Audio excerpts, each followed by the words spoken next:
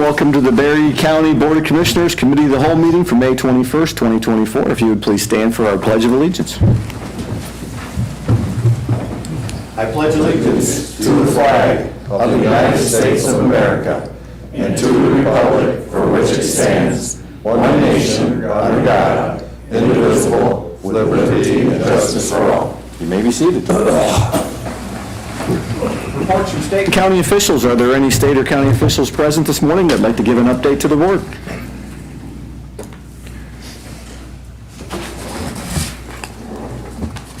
Good morning, Courtney Zinni, Berry County Commission on Aging. So there has been some rumors or some misinformation about Commission on Aging out in the public, and I just wanted to come and clear a couple things up. So I want to thank those that have reached out to me and asked questions and gotten clarification, and just want to reiterate that we do have an open door policy at Commission on Aging. I'm happy to talk with anyone at any point about any of the things that we have going on so that they can hear firsthand what those items are. So just to reiterate that. So we do have two, I don't really want to call them both projects, but we do have two things that are happening right now. So we have the new facility project, and then we also have the millage that will be on the August ballot. So what I want to reiterate today, and what I really wanted to come here to clarify, was that those are two separate items. Okay, so the new facility, you guys will probably get a more in-depth update in the next couple, 2 to 4 weeks, but where we stand at that right now is that we are looking at interviewing construction managers. The point is to get somebody on board sooner rather than later so that we can really hone in on those costs, make decisions as we're determining site plans and building plans and construction plans, so that we can use good costing to make some of those decisions, because we do want to be really careful of and cognizant of the amount of money that's being spent on the facilities. That facility will be paid for by the monies that were already allocated by the commissioners, as well as fundraising efforts by COA. It has nothing to do with the millage. The COA millage is strictly for services, and has been since its inception in 1991. So just to clarify some of that. And then some of the other comments that I've heard lately or that have been brought up to me is, and I know we can all get into argument, how big should government be or not be, or any of that, but you know, some of the comments I've heard that really, unless you're working with this population, maybe there's a little bit of a misunderstanding or misconception. You know, family members should be taking care of their own loved ones, right? Like we should take care of, well, in a perfect world, that'd be amazing and that'd be wonderful. But there's 1 million Americans, and that's an estimate, right? Like we don't really know what that number is, but 1 million or more Americans that don't have a support system, period. So whether they're at home or whether they're looking at having to move into an assisted living or skilled nursing, they need support and they need help and guidance. They need to know where those resources are. And so for 50 years, that's the role that Commission on Aging has played. So we've been there to provide those resources to help people remain at home and independent as long as possible. And those are the services that the millage covers. So I handed each of the commissioners a handout. There's some over on the table for the public if they'd like to see. But each year, the millage supports 53,000 meals delivered to homebound seniors, 16,000 meals served in a congregate setting, 8,000 hours of adult day service for those with dementia, and 10,000 hours of in-home care service. We also have free weekly activities, exercise classes, nutrition workshops, events, trips, and like I said, we're the resource hub for social services for seniors. I want to reiterate one last time that the Older Citizens Service Millage, and that's a mouthful, right? But covers services, and it's right in the title, Older Citizens Services, for older adults, and it will not be used to fund the new building. So just again, to make some of those clarifying comments. We will be having community conversations. There's a second sheet there that does list those. And in addition, COA staff and board members will be at all of the municipality meetings in June. So questions and concerns, like I said, can come through my office or can be addressed at any of those meetings. That's awesome. Thank you. Questions for Courtney? No, just a statement for one. I mean, the adult daycare isn't like an all-day service. Sometimes just somebody needs a break to bring their elderly parent up there who's got dementia or something, so they can go out and get some groceries, get some sleep. It's not a babysitting service. It's more of a respite for a lot of people who are everyday caretakers.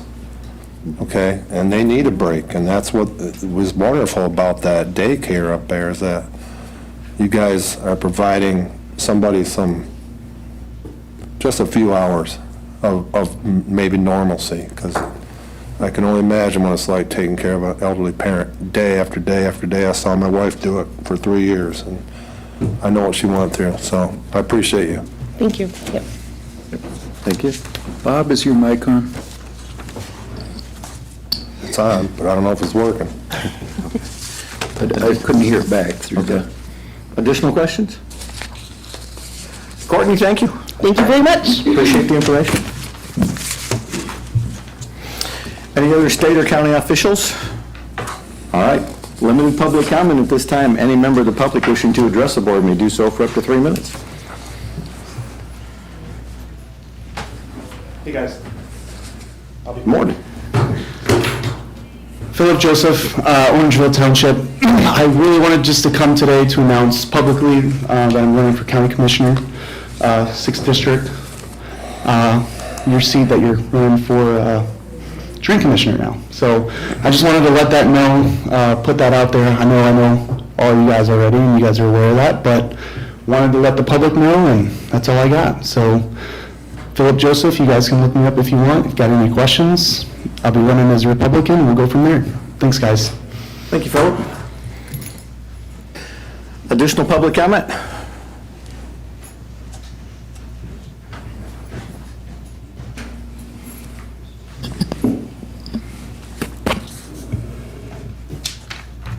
Good morning, Gary White, Village of Nashville, Berry County, the 12th healthiest county in Michigan per MLive. First, I would like to thank the people being interviewed for the Veterans Affairs Committee for their service, and good luck in their interviews. I am going to address the Chair Jackson's comments at the last meeting directed at me once again. This isn't the first time. It is a campaign year, and yes, after Commissioner Skelton's comment to me at Maple Grove Township's meeting, Gary, you need to run against me for county commission, I then filed. It is clear to me your chair is insecure about the political leanings of tax and spend bigger government and come back and ask for more taxes. I am a constitutional conservative, responsible spending, limited government Republican. The questionnaire.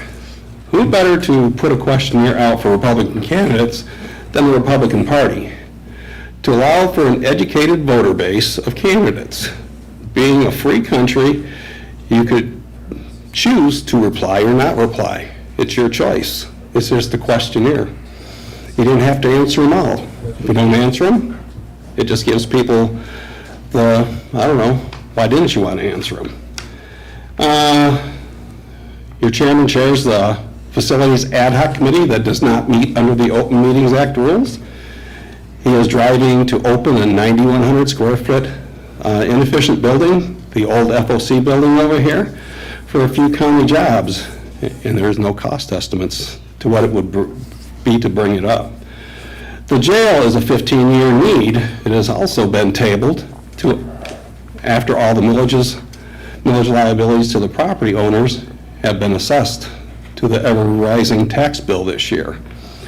To only come back and say, well, the great people of Berry County, you need to bleed more, and now want a jail from you. State constitution mandates are being ignored. The sheriff is the #1 elected position, so you must and should fund that out of what your tax revenues are currently. I find it, odd that people have complained about a faith-based question. I'm not sure, in this questionnaire, either you deny or you accept. So you just sit back and you say, what's the matter with the Republican Party putting out a questionnaire for putting in a voter guide based on those people's answers? It's brought up quite the controversy It's never been done before. How dare Republicans ask Republicans questions? I think the INC has debates for presidential candidates, and people have the choice to go or not go. People have a choice in the questionnaire or to not, answer the questionnaire. So, thank you. Thank you. Additional public comment?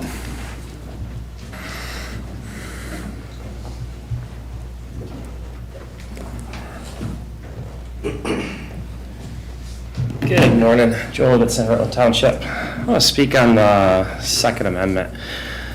As far as gun control, you look at the Republicans and they claim that gun control is holding the gun with two hands. You look at the Democratic Party and they're accused of putting together gun control legislation for the sake of removing guns. I'd be hard pressed to back that up. I think that if you look at most gun control legislation as is proposed, you see that it comes right after a tragedy such as the Oxford school shooting. Now, where I want to go with this, what if I told you that both sides were short-sighted? That neither of those approaches takes care of the fundamental cause of the problem. The Oxford school shooting is one that you have the parents who knew that their kid was unruly, knew that their kid was out of line, did not respect authority and so forth. So what they do, they bought their son a gun for a present.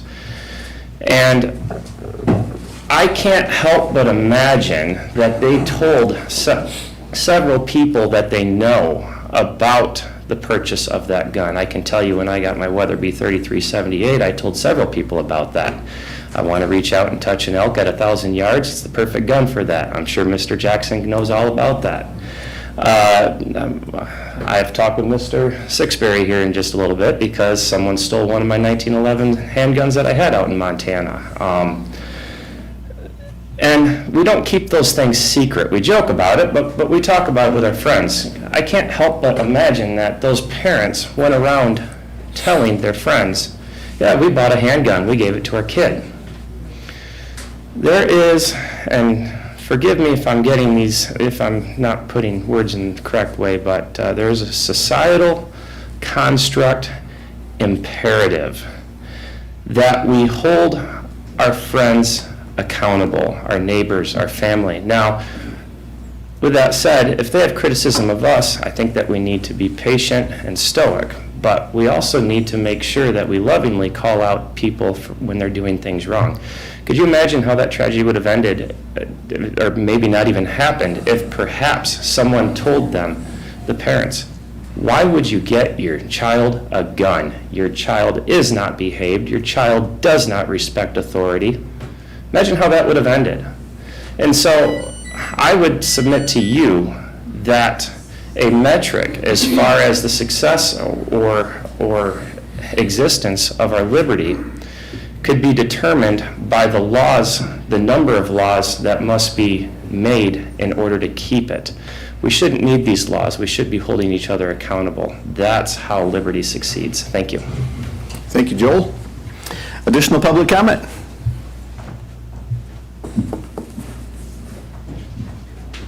Morning, Mike. Morning, Dave.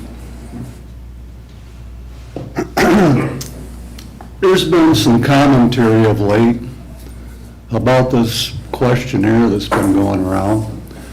Well, let me run by you our platform, the National Republican Party platform. It's short. Republicans believe in liberty, economic prosperity, preserving American values and traditions, and restoring the American dream for every citizen of this great nation. As a party, we support policies that seek to achieve these goals. Our platform is centered on stimulating economic growth for all Americans, protecting constitutionally guaranteed freedoms, ensuring the integrity of our elections, and maintaining our national security. We are working to preserve America's greatness for our children and grandchildren. The Republican Party's legacy We were originally founded in 1854 for the purpose of ending slavery, compels us to patriotically defend America's values. As the left attempts to destroy what makes America great, the Republican Party is standing in the breach to defend our nation and way of life. And I'd just like to say thank you on a different subject. Thank you for those of you that stood with our field general, John Lake, in getting the Second Amendment resolution passed. Thank you. Thank you. And that was Mike Marlowe, by the way, from Polk Thank you. Township, if you didn't know. Thank you. Additional public comment?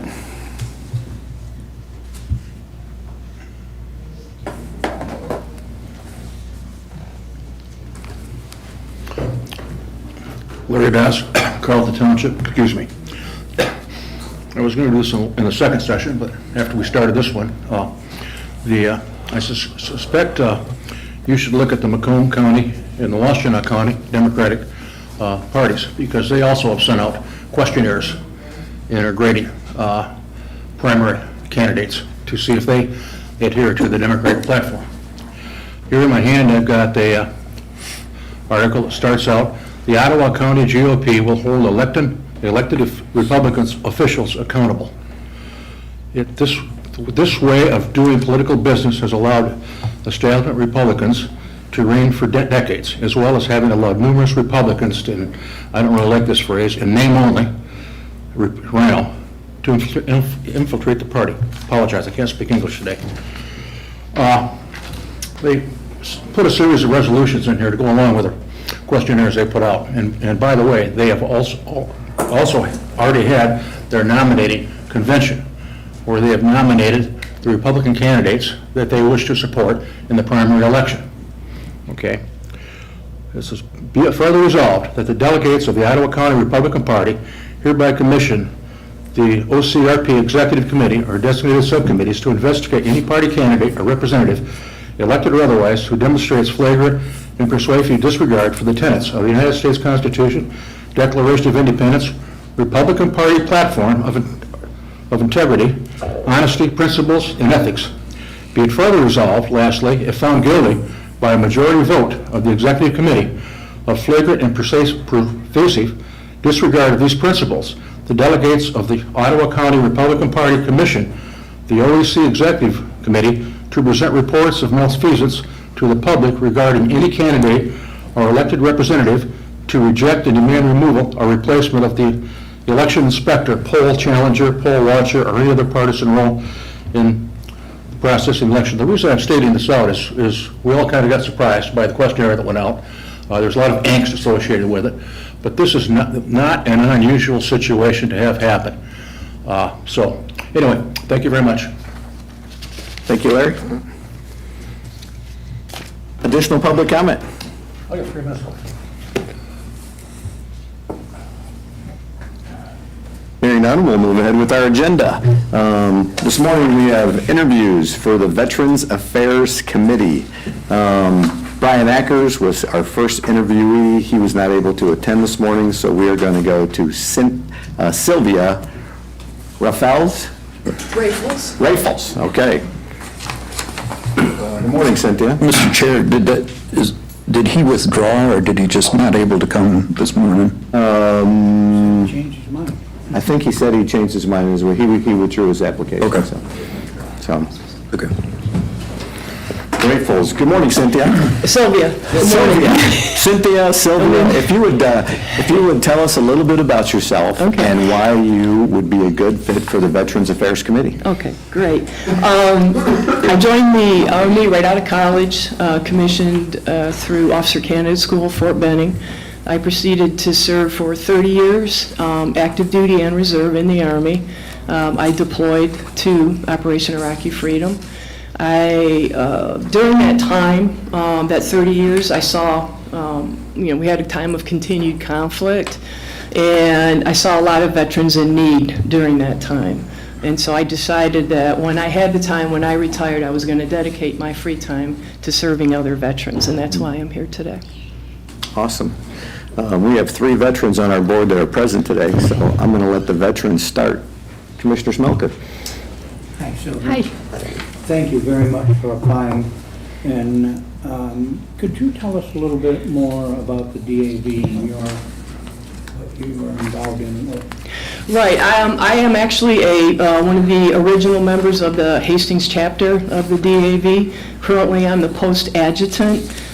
If you're not familiar with those duties, basically, it's an administrative position where I do meeting minutes and do the correspondence in the mail and anything the commander asks me to do.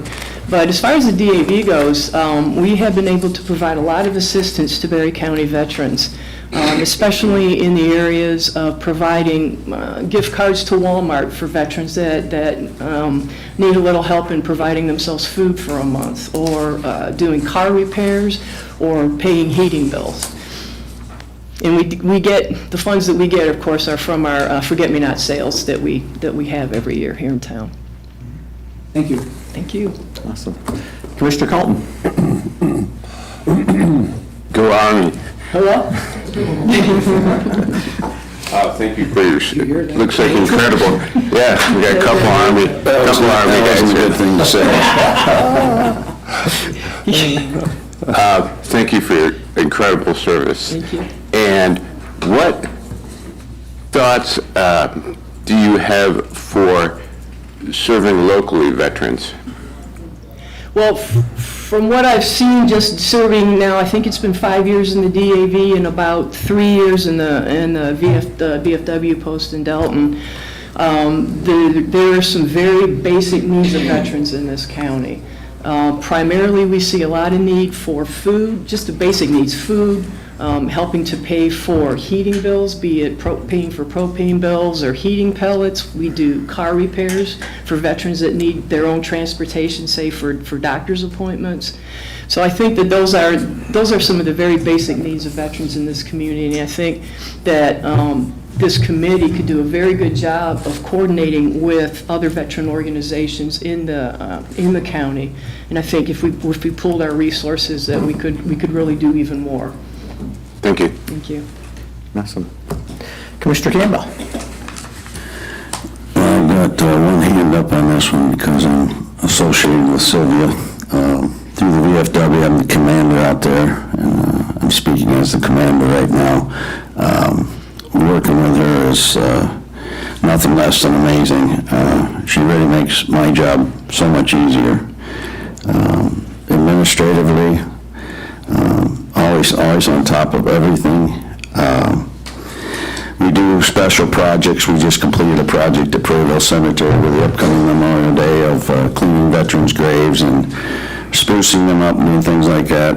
Of course, Sylvia was in attendance. I can't think of any program we've worked on that she hasn't took an active part in it. I also belong to the DAV up there, so I know Ron Heilman very well, the commander, who's also a vice commander with our VFW post. And if I may speak for Ron, he strongly has recommended Sylvia. I think he was the first one that came to me and we talked about it.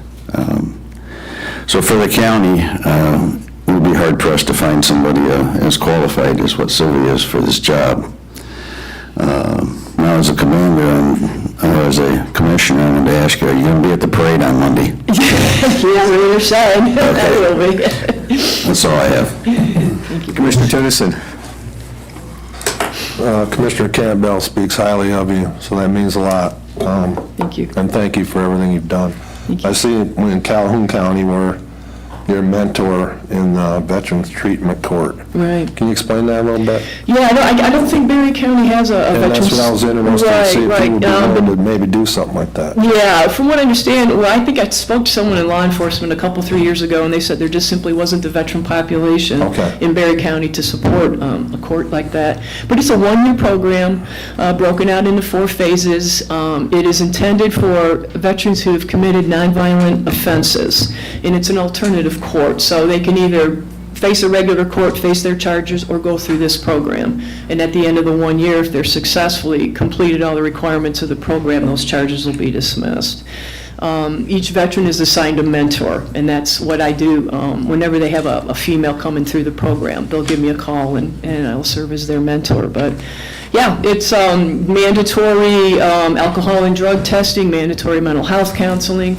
Most of the offenses that I've seen are DUI related, drug or alcohol related. So they work with the VA, they work with local community mental health, and I think it's had a really high success rate and a very low recidivism rate.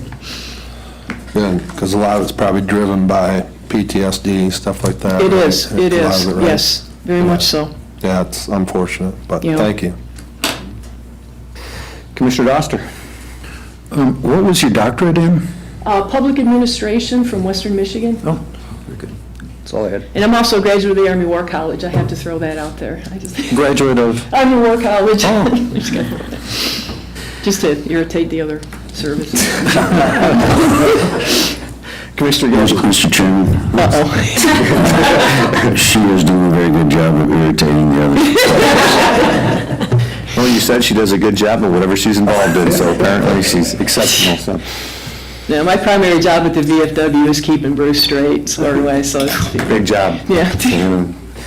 Commissioner Getty. I don't have any questions, just your passion to serve and continue to serve well after your military service is impressive. Thank you. And we'd be lucky to have you on the board. Thank you. Thank you. Yeah, one of the things we always like to look at is your board experiences, and they go through this. Calhoun County, Chair of the Board of Vice Chair, Michigan's Women's, Vice Chair, Michigan Women Veterans Coalition, member of Battle Creek, bronze sponsor, silver. I mean, you've been involved a little bit, so, you're a very impressive resume, and we certainly appreciate your application for this position. Thank you. So we will debate this later on in our meeting and make a decision and get back with you. Okay, thank you. And thank you for your service. Thank you. Thank you for Thank you. irritating Bruce, too.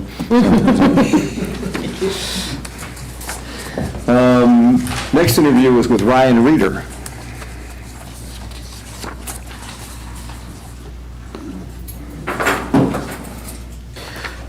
Good morning, Ryan. Good morning. If you'd like to tell us a little bit about yourself and why you'd see yourself being a good fit on this board. Yes, sir. So I was originally born in Ionia, graduated high school out of Belding, then joined the Marine Corps. I was in the Marine Corps for 6 years as a field radio operator with 1st Battalion, 2nd Marines. During that time, I deployed to Iraq twice and then Afghanistan once. I got out in 2011, moved to Battle Creek, lived there up until 2017 when I bought a house in Hickory Corners where I now reside. At that time, I then became a member of the American Legion. After having some employment where I was traveling all the time, I then got steady income and stayed at home with employment instead of traveling. I became a more active member.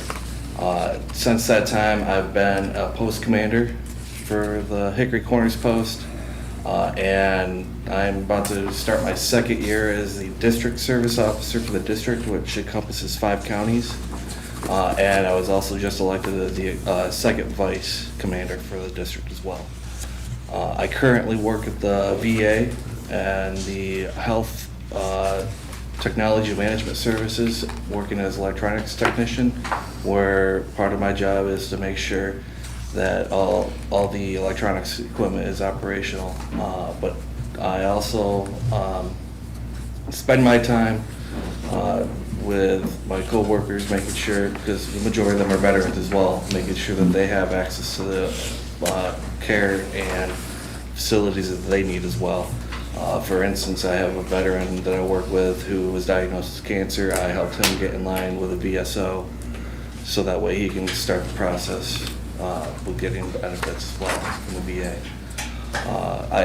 I take pride in my service. I take pride in anyone's service, and I would do anything to help anyone. I appreciate that. Thank you. Yes, sir. Commissioner Campbell. Semper Fi.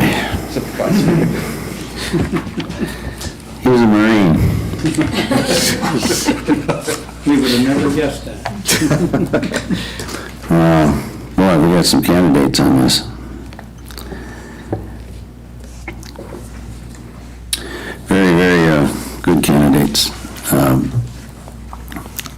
If this didn't go in the direction you'd like it to today, would you consider being a part of the county in a different capacity?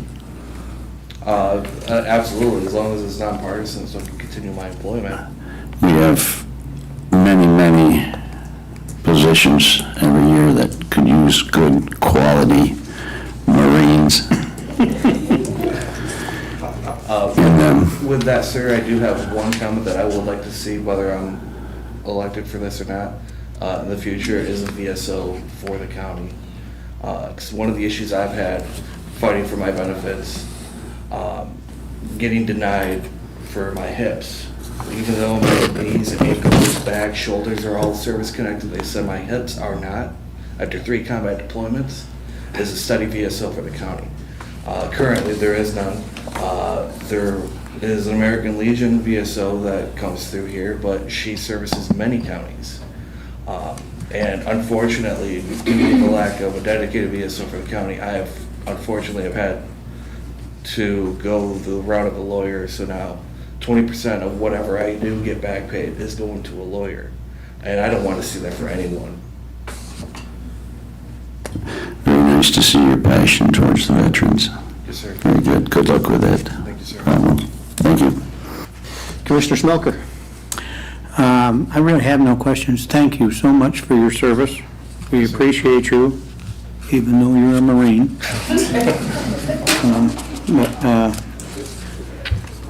Excellent resume. Thank you. Thank you, sir. Commissioner Colton. You working with the Battle Creek VA? Yes, sir. Oh, that's where I go, and I have to tell you, I have been so pleased with the care I get there. And then, I'm not sure what part of electronics you're involved in, but I'm able to get my prescriptions online, get health reports and such. But I do like actually physically going there to appointments, and afterwards I treat myself to some corned beef hash. And that just kind of brings back the old days of the mess hall. But incredible service, thank you so much. Thank you, sir. And, you know, I always had these thoughts when I was in the Army. You see people come from all walks of life. And I remember in basic training, people, you know, young guys from all over the country. And some of them came from problems or brought problems. And then, you know, we're in our active service and, you know, kept things straight as possible. But my thought always was, what happens when they get out? If they're not there for a career, if they're just there for a few years, do they just go back to those kinds of problems that they came from? So I wanted to hear your thoughts on what you've seen of that, and what do you see as, for veterans, the outstanding needs that they have after they're out of the service? Of course, sir. I mean, I've seen it both ways. I myself, I grew up in a broken home. I have 5 siblings, one of which I just met 5 or 6 years ago. But I didn't let that affect me when I got old. I've been married 16 years now, almost 16 and a half, 2 kids, one just graduated high school, one a freshman.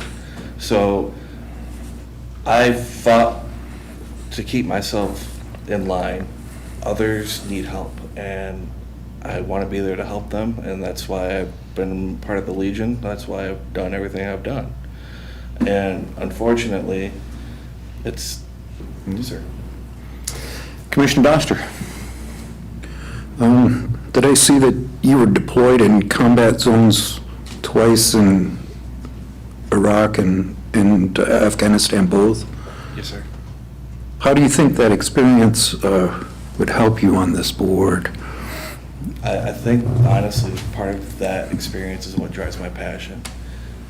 As gruesome as it may be, seeing people that I have known at that time for months, years,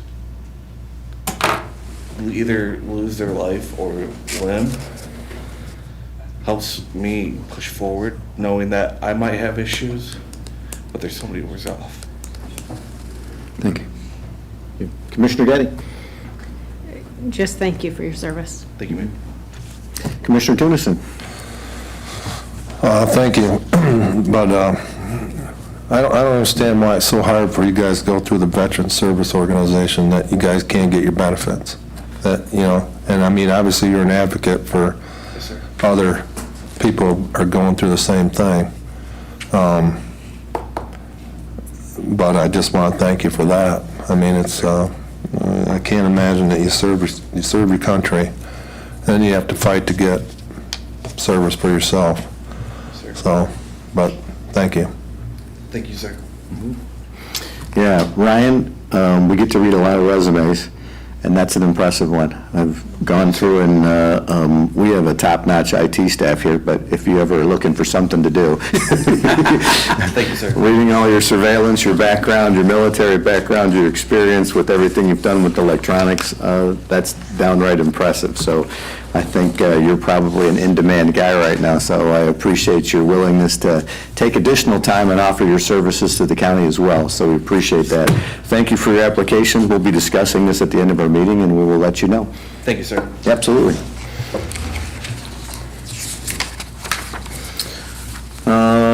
Next up on our interviews, William Rhodes.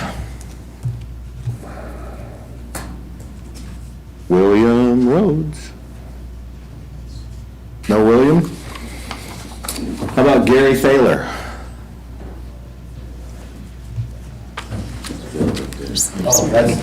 That is Bill Rhodes? Okay, there you go. Come on in. We were looking for you there. Take the hot seat. We're ahead of time. Yeah, we're ready for you. You can sit on down, so.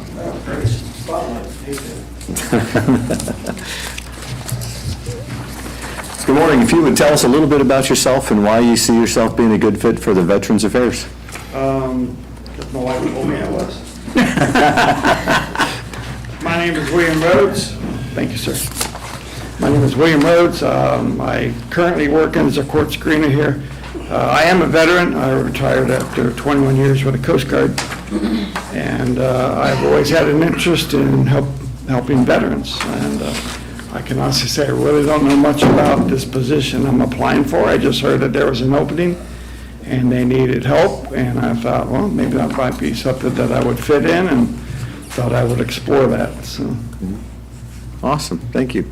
Commissioner Colton. I got to thank you for, with these screenings, helping keep us safe. Could you tell me more about your career with the Coast Guard? I started out as an avionicsman. I went through boot camp, Cape May, New Jersey. Went to A school straight out of boot camp. I scored high enough. Went to North Carolina. I studied to be aviation electronics. I was in aviation for 16 years. Made it to chief, E7. From there, I became a warrant officer. Went to a W-2, and I went to a ship, which was a culture shock. So I hadn't seen a ship in 16 years, you know, all the helicopters and airplanes. So I became the electronics division officer on board a high-endurance cutter. As part of the warrant officer, I had a lot of collateral duties, which included an ombudsman. I coordinated with families for our deployments. We'd be gone for a few months at a time. When I left that position after 3 years, I went to Maintenance Logistics Command Pacific, and I was in charge of all the electronics programs on the Pacific, along the West Coast in the Pacific area, Hawaii and Alaska. And basically, I controlled a couple $1 million to spend on electronic repairs for ships and stuff. And then I retired. Okay, well, thank you for that service. So in terms of ongoing needs, I know that when I go to the VA, they always ask me if I consider harming myself, if I have homes, am I living somewhere, do I have home security, do I have food security? What are your thoughts on Berry County and veterans in Berry County in terms of some of these issues? I can honestly say I haven't seen that. To me, it's an invisible population. And yet I know that there are a lot of veterans in this area, so I'm sure that the need is there. I would say as a regular citizen, just in the county, that they may be unaware of what that need is exactly, because it's not as evident as it has been at other places that I have lived. But I know when State Street Diner was in business, I'd go there and there'd be whole tables of veterans, wearing the ball caps and stuff. And I've always had a real concern for the homelessness problem with veterans. I definitely don't like to see that. It seems like with all the programs that America has, they kind of get pushed aside for new citizens rather than taking care of those that, that we've had service from. So I'd like to see a greater emphasis on that. Okay, thank you. Commissioner Smoker? I really have no questions, just thank you for your service. And with these interviews today, I spent most of my military time trying to stay away from officers. But you can't say that with warrant officers, that's different. But with the two that I've seen here today, maybe I went wrong there somewhere. Didn't realize it was so nice. Warrant officers were cool. Might have been me, yeah. Warrant officers the best because only the president can fire you. So that's why they get away with a lot. Commissioner Campbell? Morning, Bill. Morning, sir. I heard the sir there. Very good. I just known Bill for a while now. My wife, in the past, had worked down with security stuff in front. She always talked very highly of Bill. I think the best thing I like about Bill is he's seen the county give a call for help, and regardless of how deep his qualifications are, he stepped up and is willing to help, and I wish that more people in our county could look at things that way. Thank you. So I appreciate you being here, Bill. Commissioner Tennyson? Thanks, Bill, for applying. You got on your bio here some experience with the VA system. What do you mean? Can you clarify that a little bit? Hospitals. I met the VA system through White City in Oregon. I have a hearing disability from my years of service. Too many years sitting underneath jet engines. So I've lost my high-frequency hearing loss. So my first experience with the VA was the health system, and which has since I've transferred to the Battle Creek. Now I go there periodically, and they take pretty good care of me. Good. I'm glad they do. I've done some work, they have helped me with the housing loans way back when, through the GI Bill, and I've done some, I've had a associate's degree that I was able to do through the GI Bill, the Montgomery GI Bill, so. Well, I appreciate I'm kind of a it. fan of the VA. I know we take a lot of fire, or they take a lot of fire, but if you know what they can do for you, they'll do it. Thanks a lot. Commissioner Getty? I don't have any questions, but thank you for your service downstairs and for being willing to serve on the board. Commissioner Doster? Did I see that you were also a police officer? I was, yes, sir. And what line of duty specifically? I was a patrol officer in Oregon. I started as a reserve deputy, patrol deputy. I became a jail deputy for several years. Then I went to the Klamath Falls Police Department, and I was with them for about 16 years. So I was in law enforcement for 22 years. I retired from Oregon. Thank you. Awesome. Well, we want to appreciate your application. Certainly appreciate what you do for us as a screener down there for your service to the country. So we'll debate this later on in our meeting, and then we'll give you a call or get back with you and let you know what they decide. All right, thank you for your touch. Thanks for coming up. Now, Gary.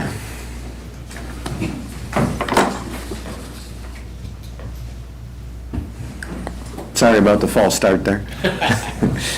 No problem. Good morning. If you would tell us a little bit about yourself and why you see yourself being a good fit for the VA. I'm a new guy. I don't have the longevity that some of the people before have. I'm a Freeport transplant. I came out, joined the Legion a couple of years ago to get involved. My times in Freeport have been sit in the Shamrock quite often talking to veterans, a lot of veterans, and I can see their need. I do 100% almost of my medical through the veterans. Now, I do it in Wyoming, which I've been very pleased with. I wear hearing aids, and I've had some other issues that I've had no problem with at all. But I know veterans have. My past comes up through education. I probably had almost 40 years through East Grand Rapids schools, and then I retired from Thornapple Kellogg as their operations manager. I served once on the Board of Education for TK. So I'm used to boards, used to getting involved. I was a member of Thornapple Area Enrichment Foundation out of Middleville, and we were really close ties with Berry County Foundation. So that's where my background comes from. I'm a veteran, a year in Vietnam, 18 months in Alaska. I enjoyed myself at the Legion. I'm getting involved. Last fall, I was voted the Volunteer of the Month once. We've been working lately with a couple different things. A lady asked for help down in one of the lakes by Delton, where a lady, she was a veteran, had passed away, and we went down and cleaned out her house and everything and worked on it for a couple of days. Also, we did another one with the Elks here, and I just spent just a couple hours last week helping lay a floor for a veteran whose wife has one of those large wheelchairs, and they needed a new floor so she could get around on it, so I went and helped them. So I am just getting involved, but when I saw the application, I thought, well, maybe that's a good way to get involved. I enjoy myself doing it, and I've always tried to help whenever I can on anything, so, but that's mainly my background. Sounds like you're keeping yourself involved and busy, so. Commissioner Campbell. Good morning. Morning. I gotta admit, I knew I recognized you when you came to that table, and I was at that same lady's house on that lake over there. Yes, worked on that. It was a very good project, big project. Again, we have a blessed with an abundance of very qualified people today. But most importantly, everybody seems to be interested in not only the Veterans Affairs, but stepping up and doing other things for the county and stuff and taking a part of it. And I just hope you'll consider that if this one goes the wrong way today or not the way you choose, that you'll stay with us and look for that next opening for somewhere, sometime, and be there, because those are the kind of people we need. Appreciate you being here. No, thank you. Commissioner Smelker. I've known Gary most of my life. We won't get into our younger years. Go back to the Shamrock. He is also now on the Historical Society, which I'm president of, and very, very good worker when we have projects done, and he sees things through. I can't say enough good about Gary, so thank you for putting your application in. Awesome. Commissioner Colton. Well, once again, thank you for your service. What branch were you in? What branch of the service? That's what I wanted to hear. I'm intrigued by the... First cab. I'm intrigued by conversations at the Shamrock. And what did you pull from that? What do you see as some of the needs? Well, I've seen some problems that some of them have. I know a couple of years ago, especially, we lost a real good friend that was a member of the Coffee Clutch and he went through a lot of problems, health problems, but he finally got on the right path, and I know he ended up in Ann Arbor a couple times and stuff like that, but I don't know exactly maybe who pointed him all that way, but whoever it was did a good job, yes. And I think a lot of that is the problem. The homeless problem is something that I guess it boggles my mind, how we let that happen. So that's another of my concerns, yes. You know, I saw that big billboard, and it shows a veteran looks homeless, and it says, "You are not alone." And it's really thought-provoking to me because, like, you don't see it. Because there, as a previous interviewee said, it's kind of invisible, but it's there. Yep. So, and I know it exists in the county, so. Well, thank you very much. Oh, you're welcome. Commissioner Doster? I don't have any questions. Thank you for your service. You're welcome. Commissioner Day? Thank you for your service. Just, all our candidates have such a servant heart. Today, it's touching. You're welcome. Commissioner Tunison? Gary's a good man. Thank you, Bob. He sees a need, and he puts it right, one important in front of the other and gets it done. So, we're lucky to have him involved with the veterans around Berry County. So, thanks, Gary. Yeah, Appreciate absolutely. it. No, I appreciate your application, especially looking at your background with TK Schools and some of the things that you've done there to help out. That's fabulous as well. Have you ever had the opportunity as a Vietnam vet to do an honor flight? No, I have not yet, no. Love to connect you with that. I did that with my dad last year Did for you? the first time, and it was an amazing experience. And if you haven't had an opportunity to do it, I would really encourage you to do that. So I've been to the wall, yes, I have, took my kids there, but not through the Veterans Flight, no. we're working on hopefully setting that up with some connections for Berry County vets so they can enjoy those honor flights as well. It's been Yeah, I quite an talked to experience. some who just went this year, yeah, yeah. Yeah. Awesome, awesome. Well, I appreciate your application. You're welcome. We'll be discussing this afterwards. John, we need to take a recess? Yes. All right, we're going to take a 5 to 7 minute recess.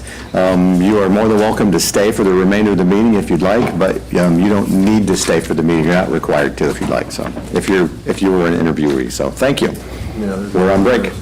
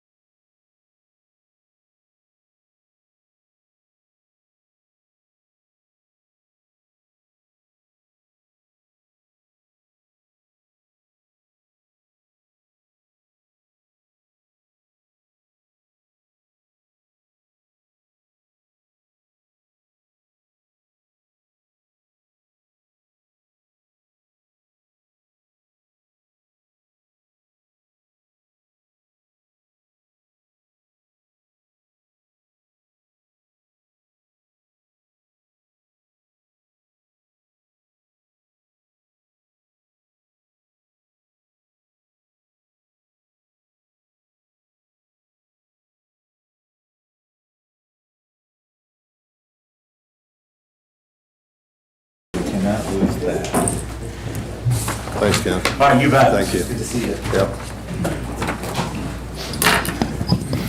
Okay, the board will come back in session. Next up, Jamie Lewis Hedges, renewal of this recycling coordinator services agreement. Good morning, Jamie. Hey, good morning. Thanks for making the time today. I'm going to also ask Frank Fiala, as the chair of the Solid Waste Oversight Commission, to come up. I'm here today because the Berry Conservation District has provided coordination services to the Solid Waste Oversight Commission for the last several years, and we'd like to renew that. We sent our proposal to the committee, and Frank will represent what happened from there. Thank you. Yes, we've had for about 3 or 4 years now, we've been engaged in a contract with the Conservation District. They have done just a really, really excellent work. We're just extremely satisfied with everything that they're doing. We have some changes coming up, as you're all aware. We're changing the terminology, or the government has, from solid waste to materials management. So a whole new thrust. I was going to bring this morning, and then our current solid waste plan is about 1 inch thick. And it was all about keeping things from our landfill that come in from other countries and other states was a big thrust then, and a little bit about recycling. Now the plan that we're coming up with, and you can see by the criteria for the establishment of the new planning group, is all about reusing and recycling the materials in every way possible. So that's going to be a major effort, and as you're aware, that's been politically active for like 3 or 4 years. And they finally got the legislation passed in the last year or so, and they're just rolling it out. We're attempting to get information about detail of what it is, and that's even a little bit challenging. But it looks like we have an opportunity to get major funding from that. They've raised the tipping fees at all the landfills throughout the state, and those people complain a lot, but really high dollars. And they're giving them to counties to put together a plan and to really do that effectively. In our county, if we do things correctly, it appears we can get about $60,000 per year for the next 4 or 5 years, and then another per capita, another $30,000. So like $90,000 per year that our group can get if we do all the right things and follow the rules. So what we have here, the current arrangement we have with the Conservation District has been a step beyond a handshake that we worked with Sarah and working with the organization to just kind of whatever needs to be done, and they're just doing an excellent job of standing up to that. So what this contract represents is about a 6% increase from last year, standard, straightforward stuff, the same working relationship. And then as we go down the road a ways, as we get more funding coming in, either hiring a consultant or having them do extra things and coming back for ability to spend more of the funds that come in, it will be back to you. And that's really all I have. I just talked to the director of that in preparation for this meeting. It is kind of vague, if I could use that term. But I think it's very, very straightforward, the same things that have been being done. I trust you've all seen a copy of that and what the scope is. Looks to me straightforward. I surely appreciate the support of you folks and just continuing that excellent relationship that we have. Okay, so that's 60 to 90,000, that goes into the solid waste fund? Correct. It comes into the county, yes. Okay, and then you're paying this contract out of those funds, out of those tipping fees?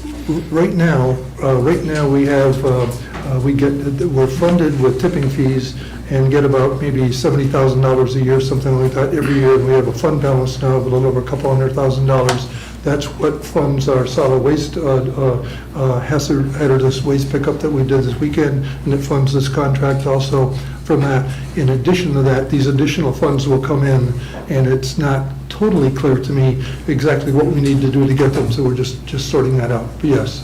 With the materials management plan, that's correct. In process, but in flux, because the information's been so interesting coming in. So, it's been entertaining. I agree. So, questions from commissioners? Commissioner Getty. So, serving on Solid Waste Oversight Committee, I see firsthand how the contract translates into the incredible work that Rachel does. She's passionate, she's dedicated. That was evidenced this weekend with the household hazardous waste. She was out there early and late after everyone left. We had more materials dropped off, I believe, this year than we've ever had dropped off. And I'm sure she was at work right away on how to get those extra materials picked up. Her passion is unprecedented for the role that she's serving the county, and we're lucky to have her. So definitely endorse the renewal of the contract. Okay. Commissioner Hatfield's not with us today, but any other questions? No, other than that, when I drove by there Saturday, my God, the amount of people, tires, but it's a great thing to get rid of this stuff. It's just laying around. And great that you guys started that program. And it's growing, like Catherine said, it's growing every year, more and more. So that's great for Berry County. And when is the next solid waste collection? September 18? September 7th? September 7th, okay. Mr. Chair. Yes, Commissioner Dawson? I agree. I think you're doing a great job. I would, I've always had this, I guess, I don't know if it's a fantasy, a desire for recycle pickup at the homes because it's so effective. I know that the costs are very difficult to ascertain.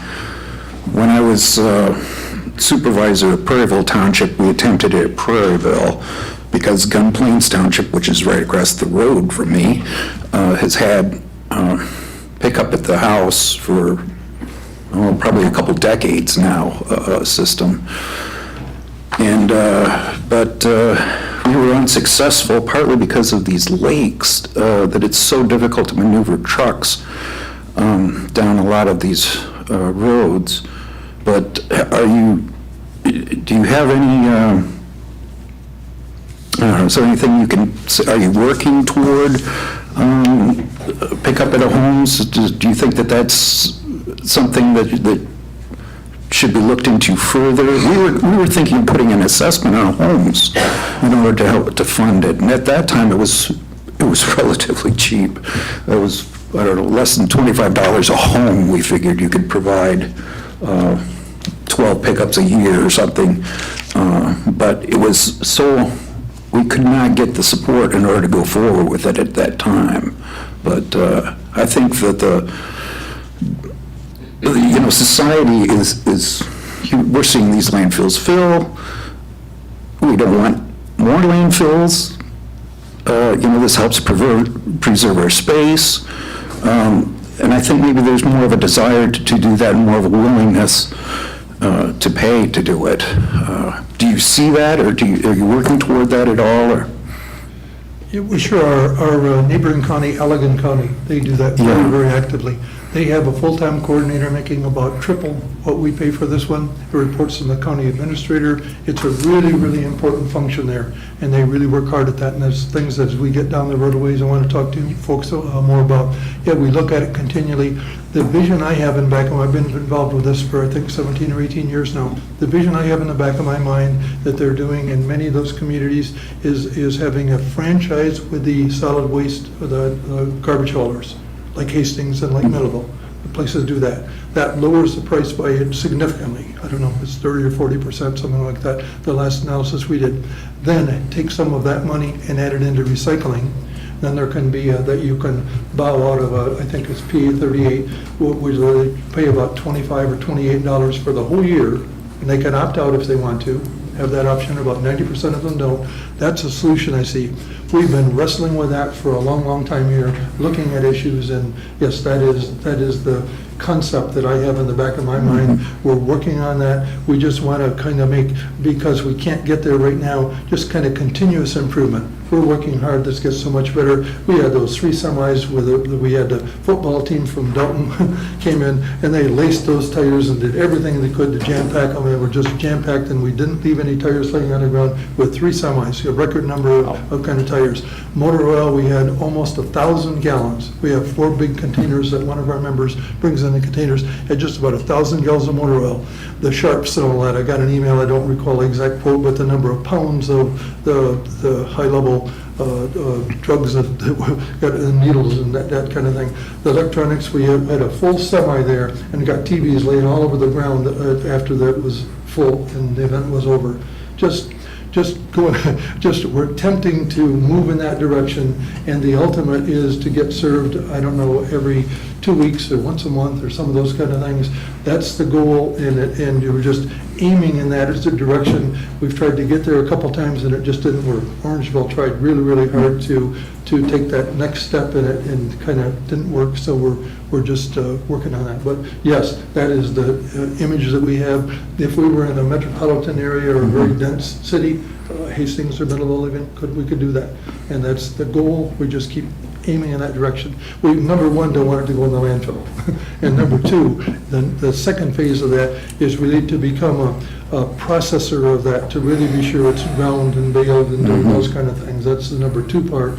And then the number 3 part is make it super convenient for all the people, just where it's just in their DNA. This is trash and this is recyclable kind of thing. Thank you very much. That's the goal. Yeah, I think some of the issue is just the logistics of recycling and the fact that as opposed to being cost neutral or being a profit center, it's a loss. That the pricing on that stuff is, on recyclables just isn't there, so it's an expense versus, a profit center. So, but I appreciate your work on that and looking into some of those things and that vision. So certainly with Rachel and some of the things that are going on, we see that going in the right direction. So, additional questions? Hearing none, the chair would entertain a motion to recommend to the Board of Commissioners approval to extend the professional services agreement between Berry County, the Berry County Solid Waste Oversight Committee, and the Berry County Conservation District for recycling coordinator services for 12 months effective June 1st, 2024 through May 31st, 2025. So moved. Support, Oster. Motion by Getty, support by Doster, to recommend to the Board of Commissioners approval to extend the professional services agreement between Berry County, the Berry County Solid Waste Oversight Committee, and the Berry County Conservation District for recycling coordinator services for 12 months effective June 1st, 2024 through May 31st, 2025. Additional discussion? All those in favor say aye. Aye. Opposed? The motion carries. Thank you. Thank you, and we will be back with adjustments and increased requests. Appreciate it. Thank you for your time this morning. Under Sheriff Sixberry.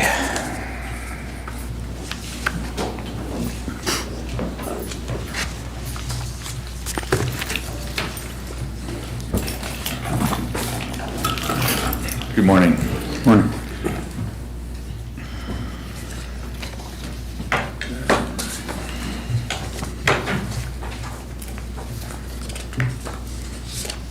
Quite the file this morning.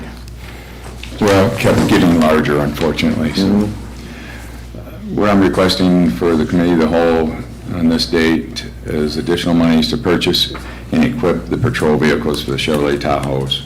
Specifically, to recommend to the Board of Commissioners approval to increase the 2024 approved capital budget in the vehicle fund to purchase and equip 2024 Chevrolet Tahoes for law enforcement use by $97,977 from $135,000 to $232,977.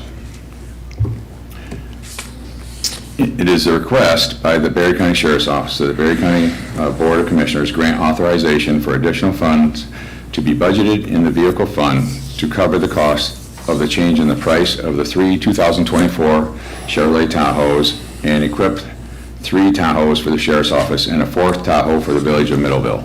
The Village of Middleville purchased their own Tahoe and will reimburse the county for the equipment. The original estimated cost was based on $45,000 per vehicle at times 3, which total $135,000. Per the attached quote, the vehicle price increased $6,837 from $45,000 per vehicle to $51,837 per vehicle. Since the time that the 2024 budget request was submitted in June of 2023, the cost of the equipment was not factored in the capital budget request and needs to be added. It is estimated that the village, Middleville, will reimburse approximately $20,200 for the purchased equipment. Unfortunately, sometimes being the undersheriff for 3 years, a little over 3 years now, sometimes there's learning curves that you get every year, and one of them was the administrative assistant was not made aware that the vehicle fund and the equipment for the vehicles came out of the same budget line. And we must not have ever went over it the last 3 years. Thus, I thought it, and so did the administrative assistant, thought it was coming out of a different line item, which Ms. Dennison graciously helped us with that information, that reason it was not requested and factored into that budget line for the vehicle fund. What we're asking for, funding required, yes, and if local specifically funded through the vehicle fund, amount of requested additional $97,977. Other pertinent information which you have attached with your information is the attached bid from November 16, 2023 from Berger Chevrolet. The amount was verified on May 13th of 2024.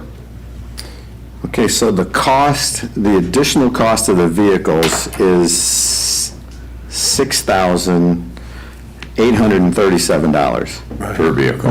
Per vehicle for 3 vehicles. Yes. Yeah, so that's $21,000, under $21,000. $20,550 or something. 511. Yeah, 511, yes.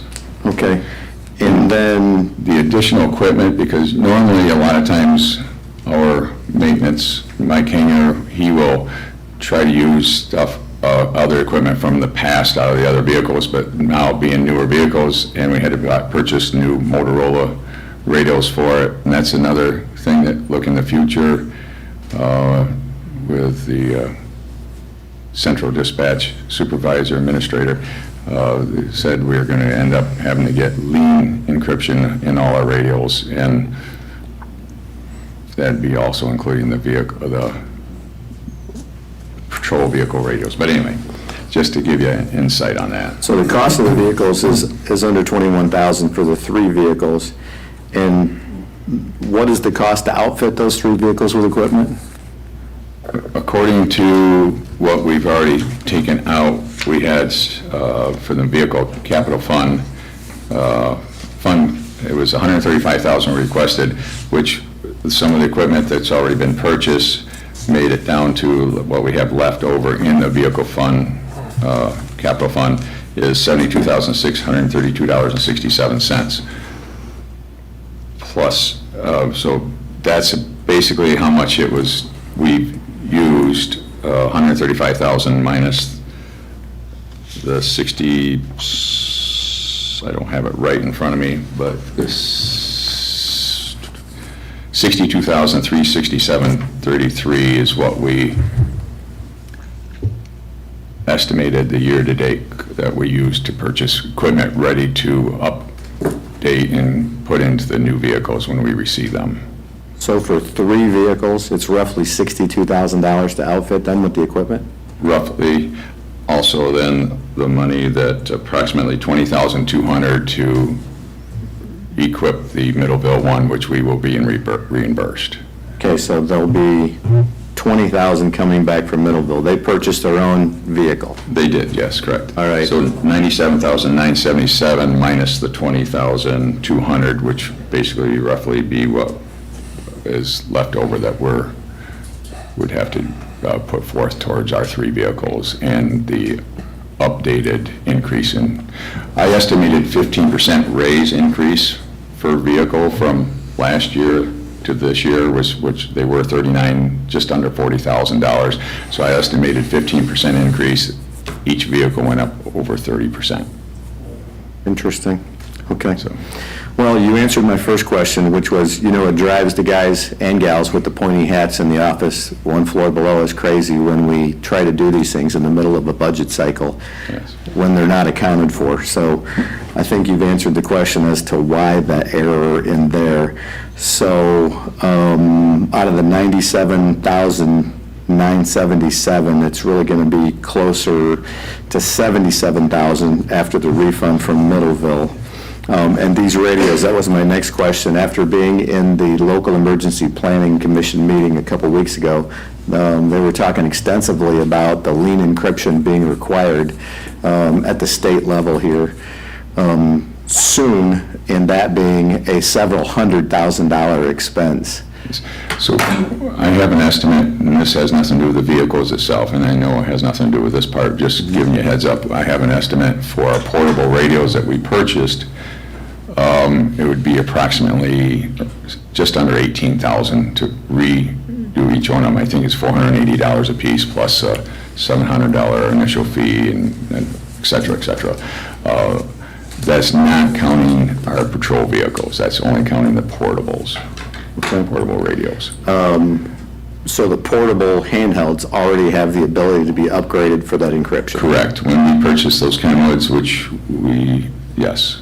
Okay. Yes. But patrol vehicles, we don't know, though, if they can be upgraded or if they have to be replaced. Based on my understanding, the only ones that are able to be upgraded are the new ones that we're purchasing. All the rest will most likely have to be replaced. That's where the money, the higher amount comes from, yes. Okay. Okay. Do you know how many patrol vehicles we have on the road right now? I don't right offhand, no. Okay. How many, and just trying to, how many active patrols do we have on? They're working 12-hour shifts now, 4 on? Between 3 and 5. 3 and 5 patrol vehicles? On every shift. Okay. That'll be for another conversation, I guess. That's not counting the school liaison or the court security, and that's, obviously Middleville has their own up there, which is. Okay. Question from commissioners. Commissioner Tennyson. How you doing, Jason? How many vehicles, how many Tahoes do we have in? I don't have that right in front of me, but I presume we have, because we try to keep 3 to 4 for spares when those go down. So approximately 5 per team, I mean, give or take. So how old are the vehicles that we're going to replace? How old are the vehicles? Obviously, we're going to replace them? Yes. And so how old are those? One is going to be for the K-9. Okay. I don't have it right in front of me. The oldest ones will be, so some of them, so 3 new ones will go to spares, and the other ones will either go to possibly the posse or parted out. How often do you rotate vehicles? On the average, we get 3 every other year and 2 every other year to replace the older ones. How many are with deputies just at their house? They're assigned, if they live in the county, they're assigned to them. Okay. So in their shifts, how many do they work? How many 12 hours in a row do they work? I've always been curious about that. Friday, Saturday, Sunday, every other Friday, Saturday, Sunday they work, and then they have either the Wednesday, Thursday off before, or the Monday, Tuesday after off, and then flip-flop each week, so. So it's 3 days on, 2 days off type thing? Yes. And then 2 days on, 3 days off. Okay, I got you. And is that a good plan to have the vehicles at their house? Well, they can, if something comes down, they can go directly from there. They also start directly from there, so thus not driving in to get a vehicle and then headed out to the scene if it's close to where they live. Okay, all right. Good. Additional questions? Commissioner Doster? I don't know if I quite understand this, because aren't we like right almost in the start of a new budget currently? This is for the oncoming budget? This is for our current budget? This is an amendment to the current budget? This is for the current budget, yes. How much longer do you have to wait? Why isn't it going into through the process for the new budget. I mean, are we in that process already here? Yeah, these were figured into the capital budget for last year. So the vehicle prices increased and. Oh, okay. So it was they're making the purchase for this year. It's just that there was a change in the circumstances. Change in the circumstances, and they missed on the fact that they needed to also include in the capital request the cost of outfitting those vehicles. So instead of being $21,000, it's $97,000 minus the $20,000 we're getting back from Renewal. Correct, and that is also correct. And also, quite often, Mike, when we do replace vehicles or take them out of the fleet, then a lot of times he's able to use some of that equipment to the new ones. Unfortunately, also the prices went up for everything else for new equipment at the same time, which you would not expect. 30% jump, maybe a 10 or 15% jump, just like the purchase of the vehicle. So the best part is this June, I'll know for sure that we will add the cost of the equipment to the vehicle fund, unlike we did not do the last 3 years that I've been involved in it. Okay. All right, thank you. Michael, that vehicle replacement fund, usually that has a pretty good balance in that projecting forward what we're going to need for vehicles for the county? It does. It's got just shy of 600,000 in it. As of the end of '22, we don't have the audited numbers for '23. And I'll remind that the funding source for that is not an annual appropriation that's budgeted for. It's an appropriation that comes from any surplus funds that we have. We split those between vehicle, data processing, capital. So I'm not overly concerned about this year's amendment. The budget could handle that. What I am concerned about is looking forward. One, both the increase in vehicles and equipment costs, as well as then the information that Stephanie Lehman provided us to update all the encryption with the number of vehicles is concerning. We don't have a good handle. I can tell you how many vehicles that we have, I can get that, in our fleet. Yeah. What I don't know is what you've asked Jason, and that's how many vehicles are on the road, how many of them need to have that encryption and need to be up to date. So we do, that's something I think needs to be looked at is I'm going to just bluntly say, can we continue to afford to have the number of vehicles that we have out there? Right. Out there. Yeah. And a conversation that I guess needs to occur with the sheriff's department, under sheriff and sheriff, that what's that benefit? The benefit of the cost. How valuable and important is it to have 15 or 20 vehicles in our fleet, actively out there, have to be up to current time specs versus, I think a little bit to your question, how many do we actually need if we didn't have them out there, that 5 or 7 or whatever that number would be. Because there's a significant cost pressure. These at almost $75,000 a vehicle. Yeah, that was basically my question. It wasn't too long ago that was a $35,000 to $40,000 number. So, anyways, long way around the barn, so to say, for your answer. I apologize, but. So the money is there for this request. Yeah. But we'll probably be looking at vehicles, amount of vehicles, where they're at, and potentially having to look for some cost savings going forward, so. I can understand that also. It's another incentive to possibly get people to come here to work at the same time due to the fact that unfortunately we're competing with everyone out there that has that type of thing, assigned vehicles and better benefits, but I understand where you're coming from at the same time. Although you can see where we're coming from also. Yep.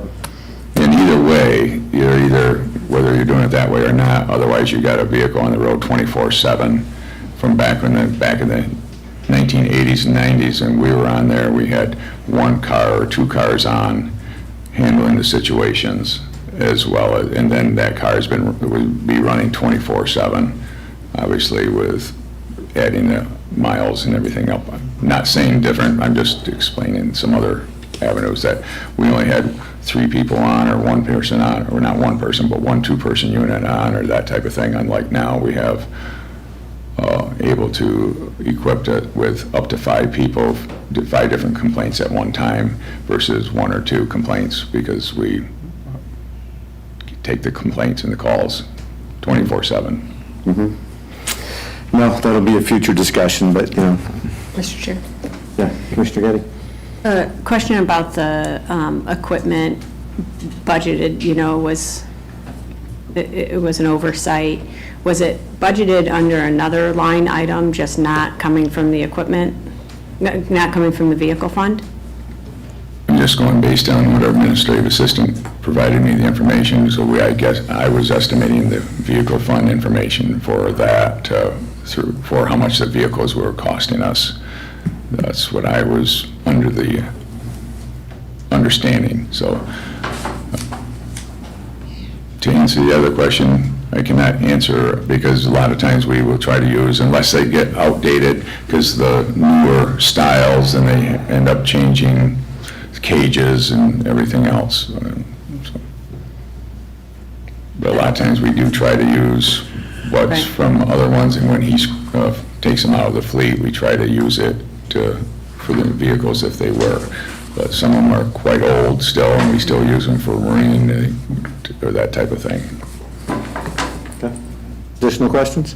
I think she was, Commissioner Getty was asking whether that money was just in a different line. Well, so no, there was not a different line, but that's what. It was not in a different line. Okay. This is a separate fund from the Sheriff's Department, not part of their budget. It's the Vehicle Replacement Fund, and it was not included in a separate line item anywhere. Which is what I was brought to my attention by Ms. Dennison. So just an oversight? Yes, correct. But it won't be an oversight for this coming 2025 budget, because now that's another learning thing that we've both have learned. Yeah. I know that vehicles are very expensive, and we're going to face this not just for the Sheriff's Department, but for all of our fleet that we maintain. I know the Health Department bought vehicles, and they took a long look at how to most strategically, most affordably provide vehicles for staff. And I think we'll be looking at it across the board. Absolutely. Commissioner Smelker? Could you give me a rough estimate of the cost of NDC, and on your new vehicles, do you put new NDCs, lights, siren, all that stuff in there? And if so, could you give me a general idea of what all that would cost per vehicle? Most of the time, we try to replace from what we're taking from the others. But if it was all new, do you have any idea in it? I'm not going to hold you exact. Well, I'll hand you a sheet, reference of vehicle fund capital, which we paid out for things that we have to have put on the vehicle. Okay, thank you. Thanks.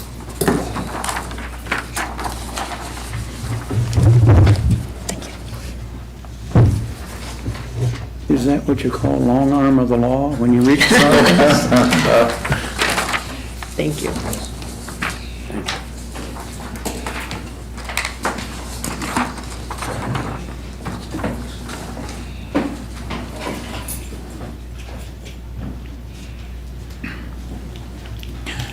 Thank you for this. This is exactly what I wanted to know. Yes, and actually, I received this from Ms. Dennison, so she was very helpful with that part. And that's what it's showing, replaces the 3 marked vehicles that was up at the top on line number 9. It shows 135,000, which was what we estimated, 45,000 apiece to pay for it. And then it will show you the different items over on letter F down that column, which will show you the things that we need to purchase for the vehicle, or has been purchased for vehicles. Additional questions? Hearing none, the chair would entertain a motion to recommend to the Board of Commissioners approval to increase the 2024 approved capital budget in the vehicle fund to purchase and equip 2024 Chevrolet Tahoes for law enforcement use by $97,977 from $135,000 to $232,977. So moved, Doster. Support. Motion by Doster, support by Tunison, to recommend to the Board of Commissioners approval to increase the 2024 capital budget in the vehicle fund to purchase and equip 2024 Chevy Tahoes for law enforcement use by $97,977 from $135,000 to $232,977. Additional discussion? All those in favor say aye. Aye. Opposed? The motion carried.